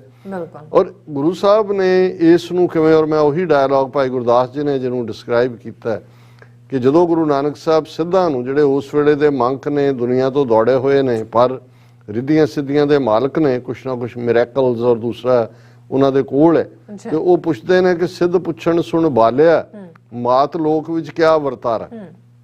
ਇਹ ਬਾਲਕ, ਇਹ ਚਾਈਲਡ, ਹੁਣ ਗੁਰੂ ਨਾਨਕ ਸਾਹਿਬ ਆਪਣੇ 30s ਦੇ ਵਿੱਚ ਨੇ, ਉਹ ਬੈਠੇ ਹੋਏ ਨੇ ਦੌੜ ਕੇ, ਕੋਈ 80 ਦਾ ਹੋਏਗਾ, ਕੋਈ 90 ਕਿ ਹੇ ਬੱਚੇ ਦੱਸ ਥੱਲੇ ਕੀ ਚੱਲ ਰਿਹਾ। ਤੇ ਗੁਰੂ ਸਾਹਿਬ ਨੇ ਜਵਾਬ ਦਿੱਤਾ, ਸਿੱਧ ਛਿਪ ਬੈਠੇ ਪਰਬਤੀ ਕੌਣ ਧਰਤ ਕੋ ਪਾਰ ਉਤਾਰਾ। ਕਿ ਤੁਸੀਂ ਸਮਾਜ ਦੇ ਸਿਆਣੇ ਲੋਕ ਸੀ, ਤੁਹਾਡਾ ਫਰਜ਼ ਸੀ ਕਿ ਲੋਕਾਂ 'ਚ ਰਹਿ ਕੇ ਉਹਨਾਂ ਦੇ ਮਸਲੇ ਹੱਲ ਕਰਦੇ, ਤੁਸੀਂ ਤਾਂ ਦੌੜ ਆਏ ਹੋ ਤੇ ਬਾਹਰ ਉਹਨਾਂ ਦਾ ਪਾਰ ਉਤਾਰਾ ਕਿਵੇਂ ਹੋਏਗਾ। ਸੋ ਸਿੱਖੀ ਫਲਸਫਾ ਇਸ ਦੇ ਉੱਤੇ ਆਇਆ, ਹੱਸਣਦਿਆਂ, ਖੇਲਣਦਿਆਂ, ਪਹਿਨਣਦਿਆਂ, ਖਾਵਣਦਿਆਂ ਵਿੱਚੇ ਹੋਵੇ ਮੁਕਤ। ਕਿ ਤੁਸੀਂ ਪਰਿਵਾਰਕ ਜੀਵਨ ਦੇ ਵਿੱਚ ਰਹਿੰਦਿਆਂ, ਹੱਸਦਿਆਂ, ਖੇਡਦਿਆਂ, ਇੱਕ ਪਤੀ ਪਤਨੀ, ਇੱਕ ਭੈਣ ਭਰਾ, ਇੱਕ ਮਾਂ ਬੱਚਾ, ਬੇਟਾ ਮਾਂ ਬੇਟੀ, ਇਹ ਸਾਰੀਆਂ ਜ਼ਿੰਮੇਵਾਰੀਆਂ ਨਿਭਾਉਂਦਿਆਂ ਵੀ ਤੁਸੀਂ ਮੁਕਤ ਹੋ ਸਕਦੇ ਹੋ। ਇਸ ਮਾਇਆ ਜਿਹਨੂੰ ਉਹਨਾਂ ਨੇ ਇੱਕ ਐਸਾ ਖੁੰਖਾਰ ਬਣਾ ਦਿੱਤਾ ਸੀ ਕਿ ਤੁਸੀਂ ਫਸ ਗਏ, ਤੇ ਉਹਨਾਂ ਨੇ ਕਿਹਾ ਜੀ ਨਹੀਂ। ਔਰ ਉਹਦਾ ਵੀ ਸਿੱਧ ਗੋਸ਼ਟ ਦੇ ਵਿੱਚ ਹੀ ਗੁਰੂ ਨਾਨਕ ਸਾਹਿਬ ਨੇ ਜਵਾਬ ਦਿੱਤਾ ਕਿ ਤੁਹਾਡਾ ਕੀ ਫਲਸਫਾ ਹੈ। ਫਿਰ ਗੁਰੂ ਸਾਹਿਬ ਨੇ ਫਰਮਾਇਆ, ਜੈਸੇ ਜਲ ਮੈਂ ਕਮਲ ਨਿਰਾਲਮ ਮੁਰਗਾਈ ਨੈਸਾਣੇ ਸੁਰਤ ਸ਼ਬਦ ਭਵ ਸਾਗਰ ਤਰੀਐ ਨਾਨਕ ਨਾਮ ਵਖਾਣੇ। ਕਿ ਭਾਈ ਜਿਸ ਤਰ੍ਹਾਂ ਕਮਲ ਦਾ ਫੁੱਲ ਲੋਟਸ ਚਿੱਕੜ ਦੇ ਵਿੱਚ ਹੈ ਲੇਕਿਨ ਉਹ ਚਿੱਕੜ ਤੋਂ ਉੱਪਰ ਹੈ, ਮੁਰਗਾਬੀ ਪਾਣੀਆਂ ਦੇ ਵਿੱਚ ਹੈ ਪਰ ਉਸ ਦੇ ਖੰਭਾਂ ਨੂੰ ਨੁਕਸਾਨ, ਉਹ ਪਾਣੀਆਂ ਤੋਂ ਉੱਪਰ ਹੈ। ਇਸੇ ਤਰ੍ਹਾਂ ਦੁਨੀਆ ਦੇ ਵਿੱਚ ਰਹਿੰਦੇ ਆ, ਜੈਸੇ ਜਲ ਮੈਂ ਕਮਲ ਨਿਰਾਲਮ ਮੁਰਗਾਈ ਨੈਸਾਣੇ ਸੁਰਤ ਸ਼ਬਦ ਭਵ ਸਾਗਰ ਤਰੀਏ। ਕਿ ਸੁਰਤ ਦਾ ਸ਼ਬਦ ਦੇ ਵਿੱਚ ਜੁੜਨਾ ਇਹ ਤਰੀਕਾ ਹੈ ਇਸ ਭਵ ਸਾਗਰ ਤੋਂ, ਇਸ ਮਾਇਆ ਦੇ, ਇਸ ਡਿਊਲਿਜ਼ਮ ਦੇ, ਇਸ ਮੋਹ ਦੇ ਜਿਹੜਾ ਚਿੱਕੜ 'ਚ ਫਸਣ ਤੋਂ, ਇਹੀ ਤਰੀਕਾ ਹੈ। ਹੁਣ ਇਸ ਦੇ ਉੱਤੇ ਫਲਸਫਾ ਸਿੱਖੀ ਦਾ ਖੜਾ ਹੈ।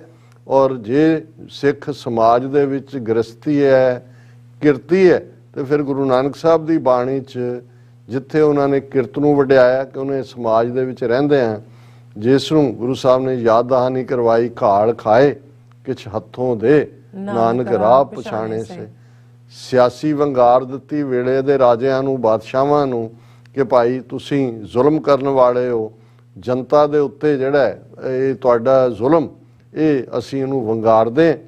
ਉਹ ਅਸੀਂ, ਮੈਂ ਵਕਤ ਦੇ ਕਰਕੇ ਉਹ ਸਾਰੀ ਬਾਣੀ ਕੋਟ ਨਹੀਂ ਕਰਾਂਗਾ, ਲੇਕਿਨ ਅਸੀਂ ਸਮਝਦੇ ਹਾਂ ਵੀ ਇਹ ਜਿਹੜਾ ਧਰਮ ਤੇ ਸਿਆਸਤ ਹੀ ਨਹੀਂ ਇਕੱਲਾ, ਜੀਵਨ ਦੇ ਸਾਰੇ ਹੀ ਸਮਾਜਿਕ, ਆਰਥਿਕ, ਰੂਹਾਨੀ, ਫਾਈਲੈਂਥਰੋਪਿਕ, ਐਨਵਾਇਰਨਮੈਂਟਲ ਜਿੰਨੇ ਇਸ਼ੂਜ਼ ਨੇ, ਸਿੱਖ ਇਸ ਪਲੈਨਟ ਦੇ ਉੱਤੇ ਆਇਆ, ਉਸ ਨੇ ਇਹਨਾਂ ਸਾਰਿਆਂ ਦੇ ਵਿੱਚ ਹੀ ਪਾਰਟਿਸਿਪੇਸ਼ਨ ਕਰਨੀ ਹੈ। ਇਸ ਲਈ ਤੁਹਾਨੂੰ ਗੁਰੂ ਗ੍ਰੰਥ ਸਾਹਿਬ ਦੀ ਬਾਣੀ 'ਚ ਕੋਈ ਆਸਪੈਕਟ ਹੋਏ, ਜੇ ਅਸੀਂ ਪਵਨ ਗੁਰੂ, ਪਾਣੀ ਪਿਤਾ, ਮਾਤਾ ਧਰਤ ਮਹੱਤ, ਹੁਣ ਜੇ ਇੱਕ ਸਿੱਖ ਜਿਹੜਾ ਐਨਵਾਇਰਨਮੈਂਟਲਿਸਟ ਹੈ, ਜਿਹੜਾ ਐਨਵਾਇਰਨਮੈਂਟ ਦੇ ਲਈ ਖਲੋਂਦਾ ਹੈ, ਸਾਫ਼ ਪਾਣੀ ਸਾਫ਼ ਹਵਾ, ਉਹ ਕਹਿੰਦਾ ਭਾਈ ਮੇਰੇ ਤਾਂ ਗੁਰੂ ਨੇ ਕਿਹਾ ਹੋਇਆ ਕਿ ਭਾਈ ਇਹ ਹੈ, ਸੋ ਉਹਦੀ ਇਨਸਪੀਰੇਸ਼ਨ ਵੀ ਸਿੱਖੀ 'ਚ ਹੈ।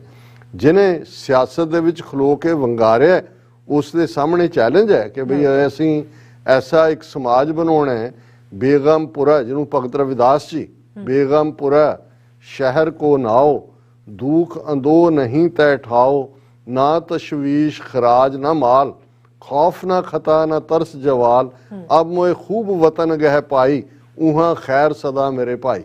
कि वो सिस्टम पोलिटिकल जिते गम नहीं है, बेगम पूरा शहर को ना हो, उत्ते दुख नहीं है, अंदेसे नहीं है, कोई वाधू खराज नहीं लगा होया है, कोई तुहाडे ते अद्धी रात रीड नहीं करता, जिन्होंने गुरु साहब ने फरमाया कि भाई ये चाकर नहंदा पायन काओ, वो ने कि भाई जेड़े किवें बेआराम करते हैं जनता नूं।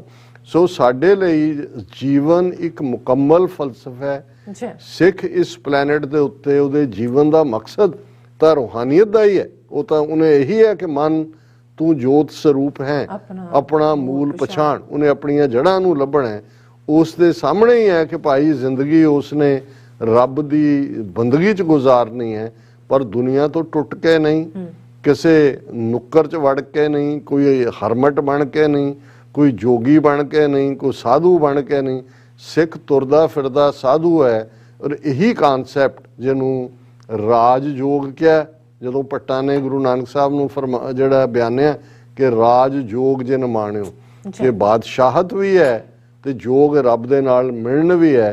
उसे नूं ही मीरी ते पीरी दे नाल जदों भाई नत्था ते भाई अब्दुल्ला ने वार कही सी ढाडियां ने कि उस दो तलवारी बधियां, एक मीरी दी, एक पीरी दी, एक अजमत दी, एक राज दी, एक राखी करे वजीर दी, पग तेरी की जहांगीर दी। अजमत और राज, राज जरूरी है अजमत दे लई।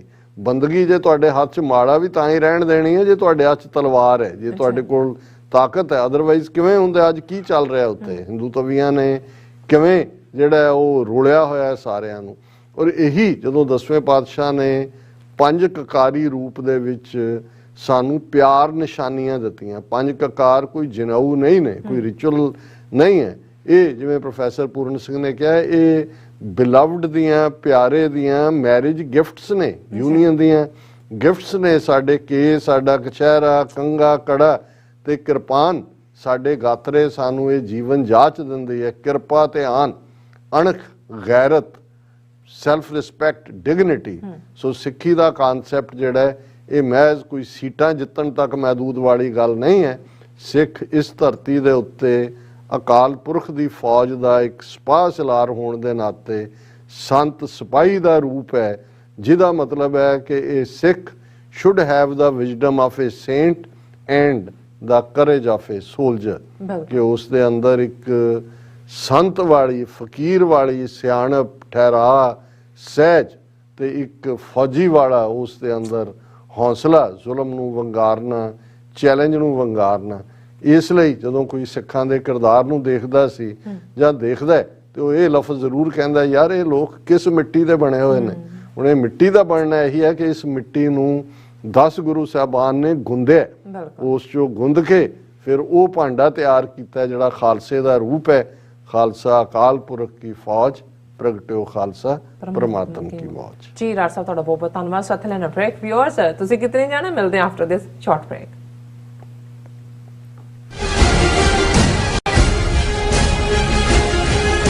ਇੱਕ ਓੰਕਾਰ, ਇੱਕ ਸ਼ਬਦ ਵੱਖਰਾ ਕਹਿਣਾ, ਇੱਕ ਓੰਕਾਰ, ਇਸ ਤਰ੍ਹਾਂ ਬੋਲਣਾ। ਸਾਡਾ ਇਹ ਨਿੱਕਾ ਜਿਹਾ ਉਪਰਾਲਾ ਹੈ ਕਿ ਅਸੀਂ ਸਾਰੇ ਖੁਦ ਧੰਨ ਸ਼੍ਰੀ ਗੁਰੂ ਗ੍ਰੰਥ ਸਾਹਿਬ ਜੀ ਦੀ ਬਾਣੀ ਦਾ ਸ਼ੁੱਧ ਉਚਾਰਨ ਕਰ ਸਕੀਏ। ਸਤਿਨਾਮ ਕਰਤਾ ਪੁਰਖ। ਪਰਿਵਾਰ ਵਿੱਚ ਬੈਠ ਕੇ ਇਸ ਪ੍ਰੋਗਰਾਮ ਨੂੰ ਦੇਖੀਏ ਤੇ ਆਪਣੇ ਪਰਿਵਾਰਾਂ ਨੂੰ ਗੁਰਬਾਣੀ ਨਾਲ ਜੋੜੀਏ। TV 84 ਤੇ ਹਰ ਰੋਜ਼ ਸ਼ਾਮ 6 ਵਜੇ ਤੋਂ 6:30 ਵਜੇ ਤੱਕ ਗੁਰਬਾਣੀ ਸੰਥਿਆ ਦਾ ਪ੍ਰਸਾਰਣ ਕੀਤਾ ਜਾਵੇਗਾ। ਕੀ ਤੁਹਾਨੂੰ 30 40 ਜਾਂ 50 ਦਿਨ ਵੇਟ ਕਰਨੀ ਪੈ ਰਹੀ ਹੈ ਤੁਹਾਡੇ ਚੈੱਕ ਲਈ, ਫਿਰ ਬ੍ਰੋਕਰਾਂ ਪਿੱਛੇ ਭੱਜਦੇ ਫਿਰਦੇ ਹੋ ਪੈਸੇ ਲਈ। ਬਹੁਤ ਜ਼ਿਆਦਾ ਟਾਈਮ ਵੇਸਟ ਹੋ ਜਾਂਦਾ ਇੱਦਾਂ ਤਾਂ। ਜੇ ਤੁਸੀਂ ਅੱਜ ਹੀ ਪੈਸੇ ਲੈਣੇ ਤਾਂ ਬੌਬਟੇਲ ਨੂੰ ਕਾਲ ਕਰੋ। ਬੌਬਟੇਲ ਤੁਹਾਡੀਆਂ ਇਨਵੋਇਸਿਸ ਸੇਮ ਡੇ ਫੰਡ ਕਰ ਸਕਦੇ ਹਨ for a small fee, no contract, no reserve and no hidden fees। ਅੱਜ ਹੀ ਕਾਲ ਕਰੋ ਬੌਬਟੇਲ ਨੂੰ ਤੇ ਤੁਹਾਡਾ ਪਹਿਲਾ ਮਹੀਨਾ ਫ੍ਰੀ। 410 204 2084 ਅਗੇਨ 410 204 2084।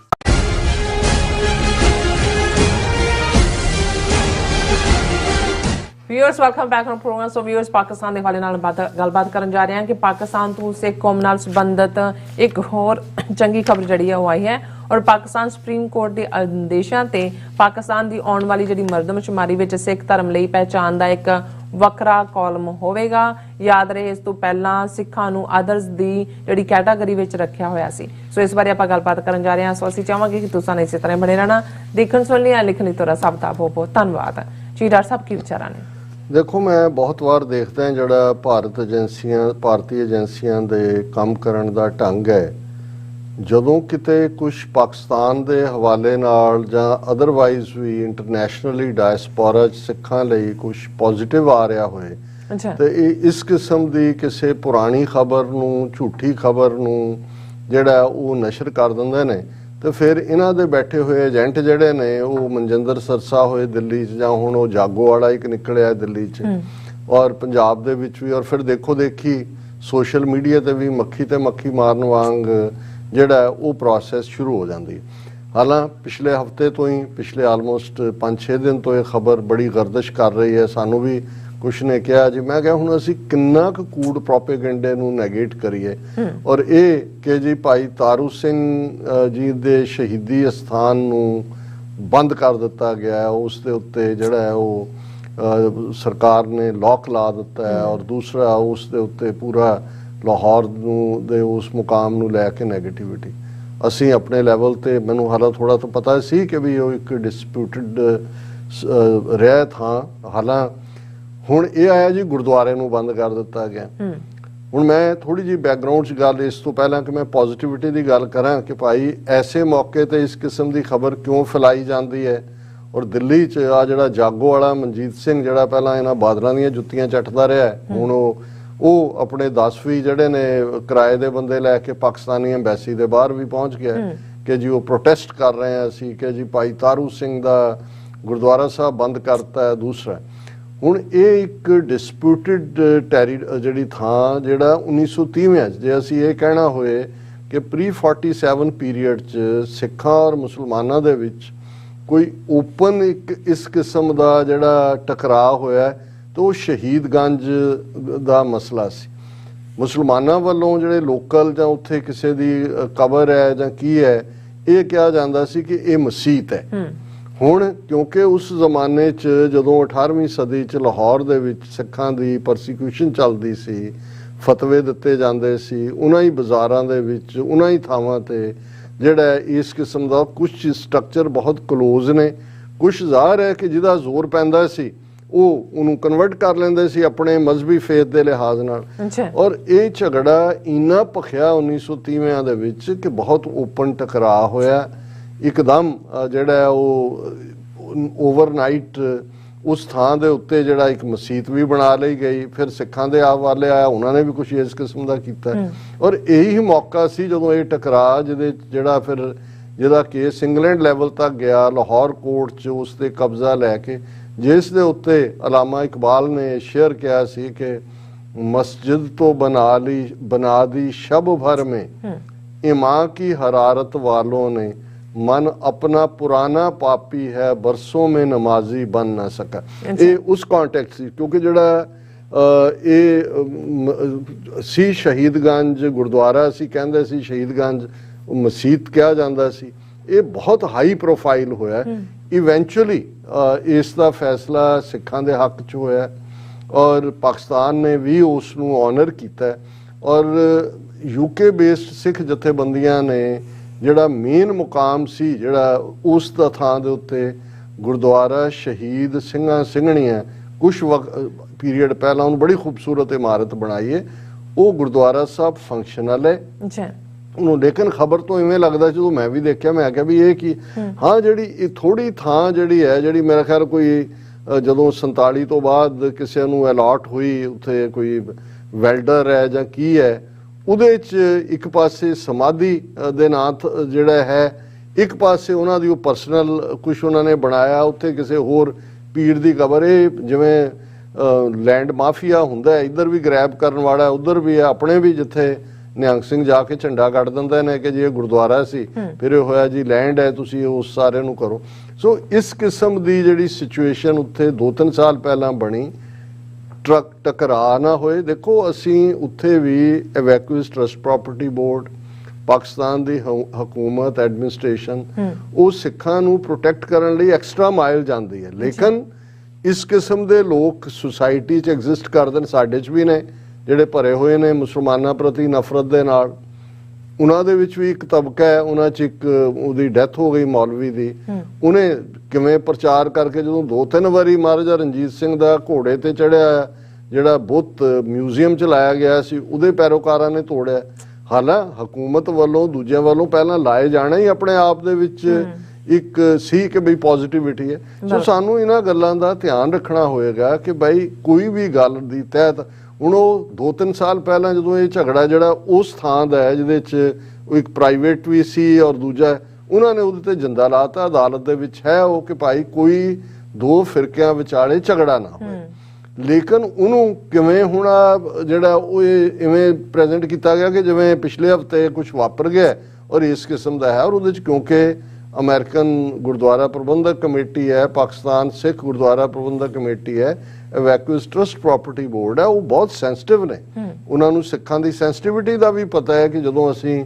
ਭਾਈ ਤਾਰੂ ਸਿੰਘ ਜੀ ਦਾ ਜ਼ਿਕਰ ਕਰਦੇ ਹਾਂ ਜਾਂ ਇਤਿਹਾਸ ਦਾ ਜ਼ਿਕਰ ਕਰਦੇ ਹਾਂ ਲੇਕਿਨ ਜਦੋਂ ਕੋਈ ਰਾਈਵਲ ਲਾਈਨ ਵਾਲੇ ਮਜ਼ਹਬ ਦਾ ਹੀ ਝੰਡਾ ਖੜਾ ਕਰ ਦੇਣ ਤੇ ਜ਼ਾਹਰ ਹੈ ਇਸਲਾਮਿਕ ਮੁਲਕ ਹੈ ਜਾਂ ਉਹਨਾਂ ਦੇ ਵਿੱਚ ਉਹਨਾਂ ਲੋਕਾਂ ਨੇ ਕੁਛ ਨਾ ਕੁਛ ਐਸਾ ਉਹ ਬਲਵਾ ਨਾ ਮਚਾਉਣ ਉਦੋਂ ਕੌਸ਼ਨ ਵੀ ਜਿਹੜਾ ਐਡਮਿਨਿਸਟ੍ਰੇਸ਼ਨ ਜਿਹੜਾ ਹੈ ਉਸ ਵੱਲੋਂ ਲਈ ਜਾਂਦੀ ਹੈ ਹੁਣ ਹੈ ਤਾਂ ਪ੍ਰਾਪਤੀ ਦੀ ਗੱਲ ਸੀ ਪਰ ਉਹ ਖਬਰ ਕਿਵੇਂ ਘੁਮਾ ਹੁਣ ਅੱਜ ਮੈਨੂੰ ਦੇਖਿਆ ਲੱਗਾ ਕਿ ਵੀ ਇਹਨਾਂ ਦੀ ਮਜਬੂਰੀ ਬਣੀ ਕਿ ਵੀ ਇਹਨਾਂ ਨੂੰ ਖਬਰ ਲਾਣੀ ਪਈ ਕਿ ਜੀ ਪਾਕਿਸਤਾਨ ਦੇ ਜਿਹੜਾ ਸੈਂਸਸ ਕਾਲਮ ਦੇ ਵਿੱਚ ਸਿੱਖ ਐਜ਼ ਏ ਕਮਿਊਨਿਟੀ ਜਿਹੜਾ ਨੈਕਸਟ ਸੈਂਸਸ ਸ਼ਾਮਲ ਹੋਏਗਾ ਟ੍ਰਿਬਿਊਨ ਦੀ ਖਬਰ now dedicated column for Sikhs in Pakistan census ਔਰ ਇਹ ਲੜਾਈ ਸੌਖੀ ਨਹੀਂ ਸੀ ਸਿੱਖਾਂ ਦੀ ਆਬਾਦੀ ਤਾਂ ਸਭ ਤੋਂ ਵੱਡੀ ਮਾਈਨੋਰਿਟੀ ਤਾਂ ਉੱਥੇ ਹਿੰਦੂ ਹੈ ਫਿਰ ਕ੍ਰਿਸਚੀਅਨਸ ਨੇ ਸਿੱਖ ਤਾਂ ਜਿਹੜੇ ਇੱਕ ਉਹਨਾਂ ਦੇ ਸੈਂਸਸ ਥੱਲੇ ਤਾਂ ਬਹੁਤ ਥੋੜੇ ਸੀ 2011 ਦੀ ਲੇਕਿਨ ਜਿਹੜੇ ਹੋਰ ਸੋਰਸਿਸ ਰਹੇ ਹੁਣ 70 ਜਾਂ 75 ਹਜ਼ਾਰ ਦੇ ਕਰੀਬ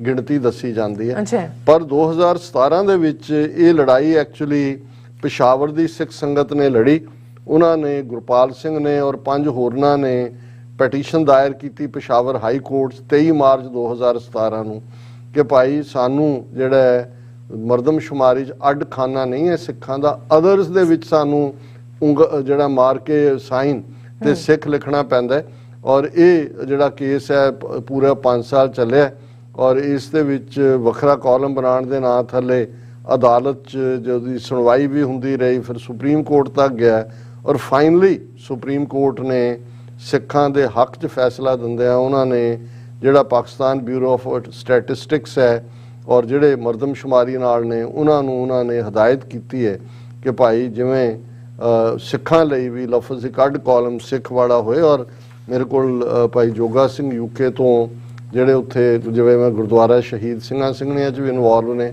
ਪਾਕਿਸਤਾਨ ਜਾਂਦੇ ਰਹਿੰਦੇ ਨੇ ਉਹਨਾਂ ਨੇ ਇਸ ਦੇ ਉੱਤੇ ਮੁਬਾਰਕਬਾਦ ਵੀ ਦਿੱਤੀ ਹੈ ਉਹਦੇ 'ਚ ਉਹਨਾਂ ਨੇ ਕਿਹਾ ਵੀ I would like to congratulate to entire Sikh community for inclusions of Sikh column in census form after long struggle started from Peshawar High Court to Supreme Court of Pakistan. Sikhs has own identity in Pakistan. Finally, in this legal battle, we won the case with support of community. I would also appreciate efforts of Department of Regular Facilitation with me and community members. ਪਰ ਜਿਹੜੀ supreme court ਨੇ ਜਦੋਂ ਸਿੱਖਾਂ ਦੇ column ਦੀ ਗੱਲ ਕੀਤੀ ਜੱਜ ਸਾਹਿਬਾਨ ਨੇ ਆਪਣੇ ਫੈਸਲੇ 'ਚ ਲਿਖਿਆ Admittedly, Sikh community having played an important part in the socio-economic development of our country and that too for the last 7 decades. ਇਹ ਹੈ recognition ਕਿ ਪਿਛਲੇ 7 ਦਹਾਕਿਆਂ 'ਚ ਸਿੱਖ ਕੌਮ ਨੇ ਪਾਕਿਸਤਾਨ ਦੇ ਸਮਾਜਿਕ ਆਰਥਿਕ ਡਿਵੈਲਪਮੈਂਟ ਦੇ ਵਿੱਚ ਵੱਡਾ ਯੋਗਦਾਨ ਪਾਇਆ। Being A vibrant and peaceful minority they deserve to be recognized as mandated under Article 36 of the Constitution of Islamic Republic of Pakistan। ਜਿਵੇਂ ਉਹ ਇੱਕ ਘੱਟ ਗਿਣਤੀ ਹੈ, ਵਾਈਬ੍ਰੈਂਟ, ਅਮਨ ਪਸੰਦ, ਉਹਨਾਂ ਦਾ ਇਹ ਹੱਕ ਬਣਦਾ ਹੈ ਕਿ ਆਰਟੀਕਲ 36 ਦੇ ਥੱਲੇ ਉਹਨਾਂ ਨੂੰ ਰੈਕਗਨੀਸ਼ਨ ਦਿੱਤੀ ਜਾਏ।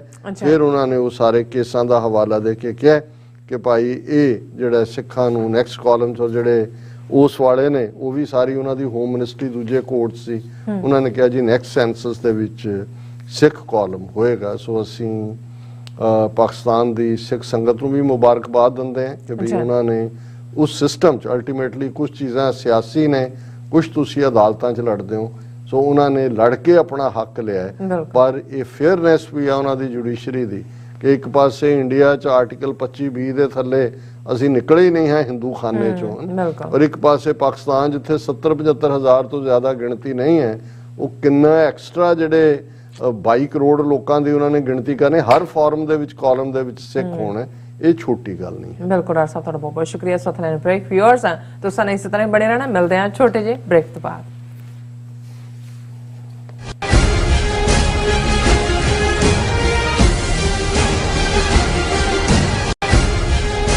ਕੀ ਤੁਸੀਂ ਆਪਣੇ ਟੈਕਸਿਸ ਨੂੰ ਲੈ ਕੇ ਚਿੰਤਤ ਹੋ? ਤੁਸੀਂ ਆਪਣੀ ਕਮਾਈ ਲਈ ਮਿਹਨਤ ਕਰਦੇ ਹੋ, ਭਾਵੇਂ ਤੁਸੀਂ ਨੌਕਰੀ ਵਿੱਚ ਹੋਵੋ ਜਾਂ ਆਪਣਾ ਬਿਜ਼ਨਸ ਚਲਾਉਂਦੇ ਹੋ। ਜਦੋਂ ਟੈਕਸ ਭਰਨ ਦਾ ਸਮਾਂ ਆਉਂਦਾ ਤਾਂ ਤੁਹਾਨੂੰ ਇੱਕ ਭਰੋਸੇਯੋਗ ਟੈਕਸ ਅਕਾਊਂਟੈਂਟ ਦੀ ਲੋੜ ਹੈ ਜੋ ਟੈਕਸ ਬੈਲੈਂਸ ਦਾ ਤੁਹਾਡੇ ਪੱਖ ਵਿੱਚ ਜਾਣਾ ਯਕੀਨੀ ਬਣਾਵੇ। ਸਿਆਟਲ ਦੀ ਜਾਣੀ ਪਹਿਚਾਣੀ company accurate accountants and taxes ਤੁਹਾਡੀ ਸੇਵਾ ਵਿੱਚ ਹਾਜ਼ਰ ਹੈ। ਅਸੀਂ ਹਰ ਤਰ੍ਹਾਂ ਦੇ ਟੈਕਸ ਭਰਨ ਵਿੱਚ ਤੁਹਾਡੀ ਮਦਦ ਕਰਾਂਗੇ।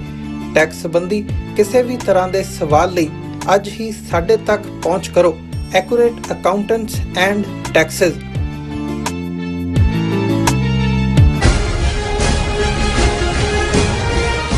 ਦਰਸ਼ਕੋ, ਬ੍ਰੇਕ ਬਾਅਦ ਆਪਾਂ ਤੁਹਾਡਾ ਸਭ ਦਾ ਸਵਾਗਤ ਕਰਦੇ ਹਾਂ। ਸੋ ਵਿਊਅਰਸ, ਗੱਲਬਾਤ ਕਰਨ ਜਾ ਰਹੇ ਹਾਂ ਕਿ ਸ਼੍ਰੋਮਣੀ ਗੁਰਦੁਆਰਾ ਪ੍ਰਬੰਧਕ ਕਮੇਟੀ ਦੇ ਪ੍ਰਧਾਨ ਸਰਦਾਰ ਹਰਜਿੰਦਰ ਸਿੰਘ ਧੰਮ ਨੇ ਮੋਦੀ ਸਰਕਾਰ ਵੱਲੋਂ ਯੂਨੀਫਾਰਮ ਸਿਵਲ ਕੋਡ ਲਿਆਉਣ ਦੇ ਫੈਸਲੇ ਦਾ ਸਖਤ ਵਿਰੋਧ ਕੀਤਾ ਹੈ। ਉਹਨਾਂ ਕਿਹਾ ਹੈ ਕਿ ਭਾਰਤ ਸਰਕਾਰ ਸਿੱਧੇ ਤੌਰ ਤੇ ਘੱਟ ਗਿਣਤੀਆਂ ਦੇ ਅੰਦਰੂਨੀ ਮਾਮਲਿਆਂ ਵਿੱਚ ਦਖਲ ਅੰਦਾਜ਼ੀ ਕਰ ਰਹੀ ਹੈ ਕਿਉਂਕਿ ਉਹ ਘੱਟ ਗਿਣਤੀਆਂ ਨੂੰ ਹਿੰਦੂਤਾ ਵਿੱਚ ਜਜ਼ਬ ਕਰਨਾ ਚਾਹੁੰਦੀ ਹੈ। ਸੋ ਇਸ ਬਾਰੇ ਆਪਾਂ ਗੱਲਬਾਤ ਕਰਨ ਜਾ ਰਹੇ ਹਾਂ। ਸੋ ਅਸੀਂ ਚਾਹਾਂਗੇ ਕਿ ਦੋਸਤਾਂ ਇਸੇ ਤਰ੍ਹਾਂ ਬਣੇ ਰਹਿਣਾ, ਦੇਖਣ ਸੁਣ ਲਿਆ, ਲਿਖਣ ਲਈ ਤੁਹਾਡਾ ਸਭ ਦਾ ਬਹੁਤ ਬਹੁਤ ਸ਼ੁਕਰੀਆ। ਜੀ ਡਾਕਟਰ ਸਾਹਿਬ, ਕੀ ਕਹਿਣਾ ਚਾਹੋਗੇ? ਦੇਖੋ, ਅਸੀਂ ਆਪਣੇ ਵਿਊਅਰਸ ਨੂੰ ਇਨਫੋਰਮ ਕਰਨਾ ਚਾਹਾਂਗੇ ਕਿ ਵੀ ਮੈਂ ਕੱਲ ਟਰੈਵਲ ਕਰ ਰਹੇ ਹਾਂ ਸਟੇਟ ਆਫ ਇੰਡੀਆਨਾ, ਤੇ ਕੱਲ ਔਰ ਪਰਸੋਂ ਦੇ ਪ੍ਰੋਗਰਾਮ ਅਸੀਂ ਨਹੀਂ ਕਰ ਪਾਵਾਂਗੇ। ਮੰਡੇ ਆ ਕੇ ਪ੍ਰੋਗਰਾਮ ਕਰਾਂਗੇ, ਪਰ ਇਹਨਾਂ 2 ਦਿਨਾਂ 'ਚ ਵੀ ਤੁਹਾਨੂੰ ਕੋਈ ਚੰਗਾ ਮਟੀਰੀਅਲ, ਕਿਉਂਕਿ ਸਾਡੀ ਟੀਮ ਜਿਹੜੀ ਪਿੱਛੇ ਵੀ ਆ ਉਹ ਮਿਹਨਤ ਕਰਦੀ ਹੈ, ਤੁਹਾਡੇ ਤੱਕ ਪਹੁੰਚੇਗਾ। ਸੋ ਤੁਸੀਂ ਜੁੜਿਓ ਜ਼ਰੂਰ ਇਸ ਵਕਤ ਦੇ ਉੱਤੇ। ਲੇਕਿਨ ਇਸ ਤੋਂ ਪਹਿਲਾਂ ਕਿ ਤੁਸੀਂ ਸਾਰੇ ਫਿਕਰਮੰਦ ਹੋਵੋ ਕਿ ਕਿੱਧਰ ਚਲੇ ਗਏ, ਕਿਉਂਕਿ ਬਹੁਤ ਸਾਰੀਆਂ ਸਮਾਜਿਕ ਭਾਈਚਾਰਕ ਜ਼ਿੰਮੇਵਾਰੀਆਂ ਵੀ ਨੇ ਜਿਹੜੀਆਂ ਨਿਭਾਉਣੀਆਂ ਪੈਂਦੀਆਂ ਨੇ। ਸੋ ਇਸ ਦੇ ਲਈ ਅਸੀਂ ਮਾਫੀ ਚਾਹੁੰਦੇ ਹਾਂ। ਜਦੋਂ ਆਰਟੀਕਲ ਜਿਹੜਾ ਕਸ਼ਮੀਰ ਦੀ ਆਜ਼ਾਦੀ ਦੀ ਖੁਦ ਆਟੋਨਮੀ, ਇੰਟਰ ਆਟੋਨਮੀ ਦਾ 370 ਪਾਰਲੀਮੈਂਟ ਚੋਂ ਖਤਮ ਕਰਨ ਦਾ ਮਤਾ ਲਿਆਂਦਾ ਅਮਿਤ ਸ਼ਾਹ ਨੇ ਰਾਜ ਸਭਾ 'ਚ, ਲੋਕ ਸਭਾ 'ਚ, ਤੇ ਬੜਾ ਅਫਸੋਸ ਹੋਇਆ ਕਿ ਅਕਾਲੀ ਦਲ ਬਾਦਲਾਂ ਦਾ, ਜਿਹੜੇ ਉਦੋਂ ਹਰਸਿਮਰਤ ਕੌਰ ਮਿਨਿਸਟਰ ਸੀ ਬੈਠੀ ਹੋਈ ਔਰ ਬਾਦਲ ਬਿਲਕੁਲ ਪਿਛਲੱਗ ਬਣੇ ਹੋਏ ਸੀ, ਉਹਨਾਂ ਨੇ ਉਸ ਦੀ ਹਮਾਇਤ ਕੀਤੀ। ਹਾਲਾਂਕਿ ਇਹੀ ਅਕਾਲੀ ਦਲ ਜਿਹਦੇ ਕਨਸਟੀਟਿਊਸ਼ਨ ਦੇ ਵਿੱਚ ਜਿਸ ਦੇ ਨੇ ਆਨੰਦਪੁਰ ਦੇ ਮਤੇ ਦੇ ਥੱਲੇ ਧਰਮ ਯੁੱਧ ਮੋਰਚਾ ਲੜਿਆ ਹੋਏ, 2 ਲੱਖ ਬੰਦਾ ਜੇਲ੍ਹਾਂ 'ਚ ਭੇਜਿਆ ਹੋਏ, ਕਿ ਜਿਨ੍ਹਾਂ ਦੀ ਇਹ ਮੰਗ ਸੀ ਕਿ ਜਿਹੜਾ ਉਹ ਸੈਂਟਰ ਆਪਣੇ ਕੋਲ 2-3 ਮਹਿਕਮੇ ਰੱਖੇ। ਆਨੰਦਪੁਰ ਮਤਾ ਇਹੀ ਸੀ ਕਿ ਡਿਫੈਂਸ, ਫੋਰਨ ਅਫੇਅਰਸ, ਕਮਿਊਨੀਕੇਸ਼ਨ ਸਟੇਟਾਂ ਨੂੰ ਦਿੱਤਾ ਜਾਏ। ਔਰ ਕਿਸੇ ਵੇਲੇ ਅਕਾਲੀ ਦਲ ਖੁਦ ਮੰਗ ਕਰਦਾ ਸੀ ਕਿ ਜੋ ਕਸ਼ਮੀਰ ਨੂੰ ਸਟੇਟਸ ਮਿਲਿਆ ਹੋਇਆ ਵਿਦਨ ਇੰਡੀਅਨ ਯੂਨੀਅਨ ਉਹ ਸਾਨੂੰ ਮਿਲੇ। ਉਹਨਾਂ ਨੇ ਉਸ ਮੌਕੇ ਦੇ ਉੱਤੇ ਆਪਣੀ ਕੁਰਸੀ ਦੀ ਖਾਤਰ, ਔਰ ਬਾਅਦ ਦੇ ਵਿੱਚ ਅੱਜ ਤਾਂ ਖਵਾਰ ਹੋ ਹੀ ਰਹੇ ਨੇ, ਇੱਕ ਵੱਖਰਾ ਚੈਪਟਰ ਹੈ ਵੀ ਇਹਨਾਂ ਨੇ ਬਾਦਲਾਂ ਦੇ ਟੱਬਰ ਨੇ ਕਿਵੇਂ ਬੇੜਾ ਗਰਕ ਕੀਤਾ ਸਿੱਖ ਸੰਸਥਾਵਾਂ ਦਾ ਔਰ ਸਿੱਖ ਵੈਲਿਊਜ਼ ਦਾ ਔਰ ਈਵਨ ਸਿੱਖ ਹੱਕਾਂ ਨਾਲ ਸੰਬੰਧਿਤ ਮੰਗਾਂ ਦਾ। ਪਰ ਅੱਜ ਮੈਨੂੰ ਇਹ ਦੇਖ ਕੇ ਸਟੇਟਮੈਂਟ ਖੁਸ਼ੀ ਹੋਈ ਵੀ ਘੱਟੋ ਘੱਟ ਅਜੇ ਬਾਦਲਾਂ ਨੇ ਤਾਂ ਨਹੀਂ ਇਸ ਤੇ ਜ਼ਬਾਨ ਖੋਲੀ, ਪਰ ਘੱਟੋ ਘੱਟ ਉਹਨਾਂ ਨੇ ਆਪਣੇ SGPC ਦੇ ਪ੍ਰੈਜ਼ੀਡੈਂਟ ਨੂੰ ਜ਼ਰੂਰ ਕਿਹਾ कि भाई ये क्योंकि हुण जिहड़ा नैक्सट स्टैप ऑलरेडी एक प्राइवेट मैंबर बिल जिहड़ा राज सभा दे विच इंट्रोड्यूस कीता है यूनीफॉर्म सिविल कोड। हुण ये की है क्योंकि भारती कॉन्स्टिट्यूशन दे विच मुस्लिम पर्सनल लॉ है, ईसाइयां दा पर्सनल लॉ है, यहूदियां दा पर्सनल लॉ है, इसे तरह पारसियां दा ज़ोरैस्ट्रियंस दा पर्सनल लॉ है जिहड़ी उन्हां दी आइडेंटिटी नूं मनदे ने। ये बदकिस्मती है भी सिखां बौद्धियां जैनियां नूं तां उन्हां ने उस हिंदू एक्ट दे नाल जोड़ता आर्टिकल 25(b) नाल, और ये ठीक है कि उस आर्टिकल 25(b) सिखां नूं किरपान रखण दा हक है, पर वो तुहाडा पर्सनल और जिहड़ी धर्मयुद्ध मोर्चे दी एक मंग ये भी सी कि सिख पर्सनल लॉ होए। और जदों ईवन एक वड्डा तबका मुसलमानां दा जिन्हां ने भारत च रहण दा फैसला कीता उन्हां दे सामने, क्योंकि ये लॉ पहलां एग्जिस्ट करदे सी, अंग्रेज़ां ने भी जिहड़ी मुसलमानां दी अपनी है शरीयत ਉਹਦੇ ਮੁਤਾਬਕ ਜਿਹੜਾ ਉਹਨਾਂ ਦਾ ਲਾਈਫ ਸਟਾਈਲ ਹੈ ਉਹਨੂੰ ਮਾਨਤਾ ਦਿੱਤੀ ਹੋਈ ਸੀ। ਹੁਣ ਜਦੋਂ ਤੁਸੀਂ RSS ਦਾ ਦੇਖਦੇ ਹੋ ਏਜੰਡਾ ਜਾਂ ਇਹਨਾਂ ਦੀ ਪਾਰਟੀ ਜਨਸੰਘ ਔਰ BJP, ਇਹਨਾਂ ਦਾ ਸਿਆਸੀ ਏਜੰਡਾ ਹਮੇਸ਼ਾ ਇਹ ਹੁੰਦਾ ਸੀ ਕਿ ਆਰਟੀਕਲ 370 ਖਤਮ ਕਰੋ ਕਸ਼ਮੀਰ 'ਚ, ਇਹ ਔਰ ਉਹਨਾਂ ਨੇ ਕਰਵਾ ਦਿੱਤਾ। ਇੱਕ ਉਹਨਾਂ ਦਾ ਹੁੰਦਾ ਸੀ ਕਿ ਭਾਰਤ ਦੇ ਵਿੱਚ ਕੋਈ ਅਕਲੀ, ਉਹਨਾਂ ਦਾ ਤਾਂ ਕਨਸੈਪਟ ਹੈ ਕਿ ਇੱਥੇ ਕੋਈ ਅਕਲੀਅਤ ਹੀ ਨਹੀਂ ਹੈ, ਕੋਈ ਘੱਟ ਗਿਣਤੀ ਨਹੀਂ ਹੈ, ਸਭ ਲਈ ਇੱਕ ਕਾਨੂੰਨ ਹੋਣਾ ਚਾਹੀਦਾ ਹੈ। ਔਰ ਉਹ ਜਿਹੜੇ ਸਾਰੇ ਹੀ ਮਜ਼ਹਬਾਂ ਦੇ ਪਰਸਨਲ ਲॉ ਨੇ ਕਾਨੂੰਨੀ ਤੌਰ ਤੇ ਉਹਨਾਂ ਨੂੰ ਖਤਮ ਕਰਨਾ ਚਾਹੁੰਦੇ ਨੇ, ਔਰ ਉਹਦੇ ਲਈ ਯੂਨੀਫਾਰਮ ਸਿਵਲ ਕੋਡ ਕਿ ਜੀ ਐਸਾ ਕਾਨੂੰਨ ਜਿਹੜਾ ਸਭ ਦੇ ਲਈ ਲਾਗੂ, ਮਤਲਬ ਇਹ ਹੀ ਹੈ ਵੀ ਘੱਟ ਗਿਣਤੀਆਂ ਨੂੰ ਜਜ਼ਬ ਕਰਨਾ। ਔਰ ਹੁਣ ਇੱਕ ਪ੍ਰਾਈਵੇਟ ਮੈਂਬਰ ਬਿੱਲ ਆਲਰੇਡੀ ਰਾਜ ਸਭਾ 'ਚ ਲੈ ਆਂਦਾ, ਔਰ ਸਭ ਤੋਂ ਪਹਿਲਾਂ ਇਹ ਗੁਜਰਾਤ ਦੇ ਵਿੱਚ ਇਹ ਕੰਮ ਕਰਨਗੇ ਕਿਉਂਕਿ ਗੁਜਰਾਤ 'ਚ ਉਹਨਾਂ ਕੋਲ 3/4 ਮੈਜੋਰਿਟੀ ਹੈ। ਪਾਰਲੀਮੈਂਟ ਤੱਕ ਪਹੁੰਚਦੇ ਅਜੇ ਇੱਕ ਇਲੈਕਸ਼ਨ ਹੋਰ ਇਹ ਲਗਾ ਸਕਦੇ ਨੇ 2024 ਦੀ ਜੇ ਹੋਈ ਤਾਂ, ਜੇ ਉਦੋਂ ਤੱਕ ਇਹਨਾਂ ਨੇ ਹਿੰਦੂ ਰਾਸ਼ਟਰ ਦਾ ਹਿੰਦੂ ਬਾਦਸ਼ਾਹ ਮੋਦੀ ਜਾਂ ਆਦਿੱਤਨਾਥ ਯੋਗੀ ਨੂੰ ਨਾ ਐਲਾਨ ਦਿੱਤਾ। ਹੁਣ ਜਦੋਂ ਦਾ ਇਹ ਬਿੱਲ ਆਇਆ ਔਰ ਇਹ ਉਹਨਾਂ ਦੀ ਇੰਟੈਂਟ ਜ਼ਾਹਰ ਹੈ ਕਿਉਂਕਿ ਉਹਨਾਂ ਦਾ ਤਾਂ ਇਲੈਕਸ਼ਨ ਮੈਨੀਫੈਸਟੋ ਸੀ ਕਿ ਅਸੀਂ ਜਿਹੜਾ ਉਹ ਯੂਨੀਫਾਰਮ ਸਿਵਲ ਕੋਡ ਲਿਆਵਾਂਗੇ, ਤੇ SGPC ਦੇ ਪ੍ਰੈਜ਼ੀਡੈਂਟ ਨੇ ਇਸ ਦੀ ਖੁੱਲ੍ਹ ਕੇ ਵਿਰੋਧਤਾ ਕੀਤੀ ਹੈ। ਉਹਨਾਂ ਨੇ ਕੰਡੈਮ ਕੀਤਾ ਗਵਰਨਮੈਂਟ ਨੂੰ, ਉਹਨਾਂ ਨੇ ਇਹ ਕਿਹਾ ਕਿ ਵੀ ਇਹ ਜਿਹੜਾ ਇਸ ਦੇ ਉੱਤੇ ਨੈਸ਼ਨਲ ਕਮਿਸ਼ਨ ਫਾਰ ਮਾਈਨੋਰਟੀਜ਼ ਕਿੱਥੇ ਆ, ਉਹ ਕਿਉਂ ਨਹੀਂ ਬੋਲਦਾ।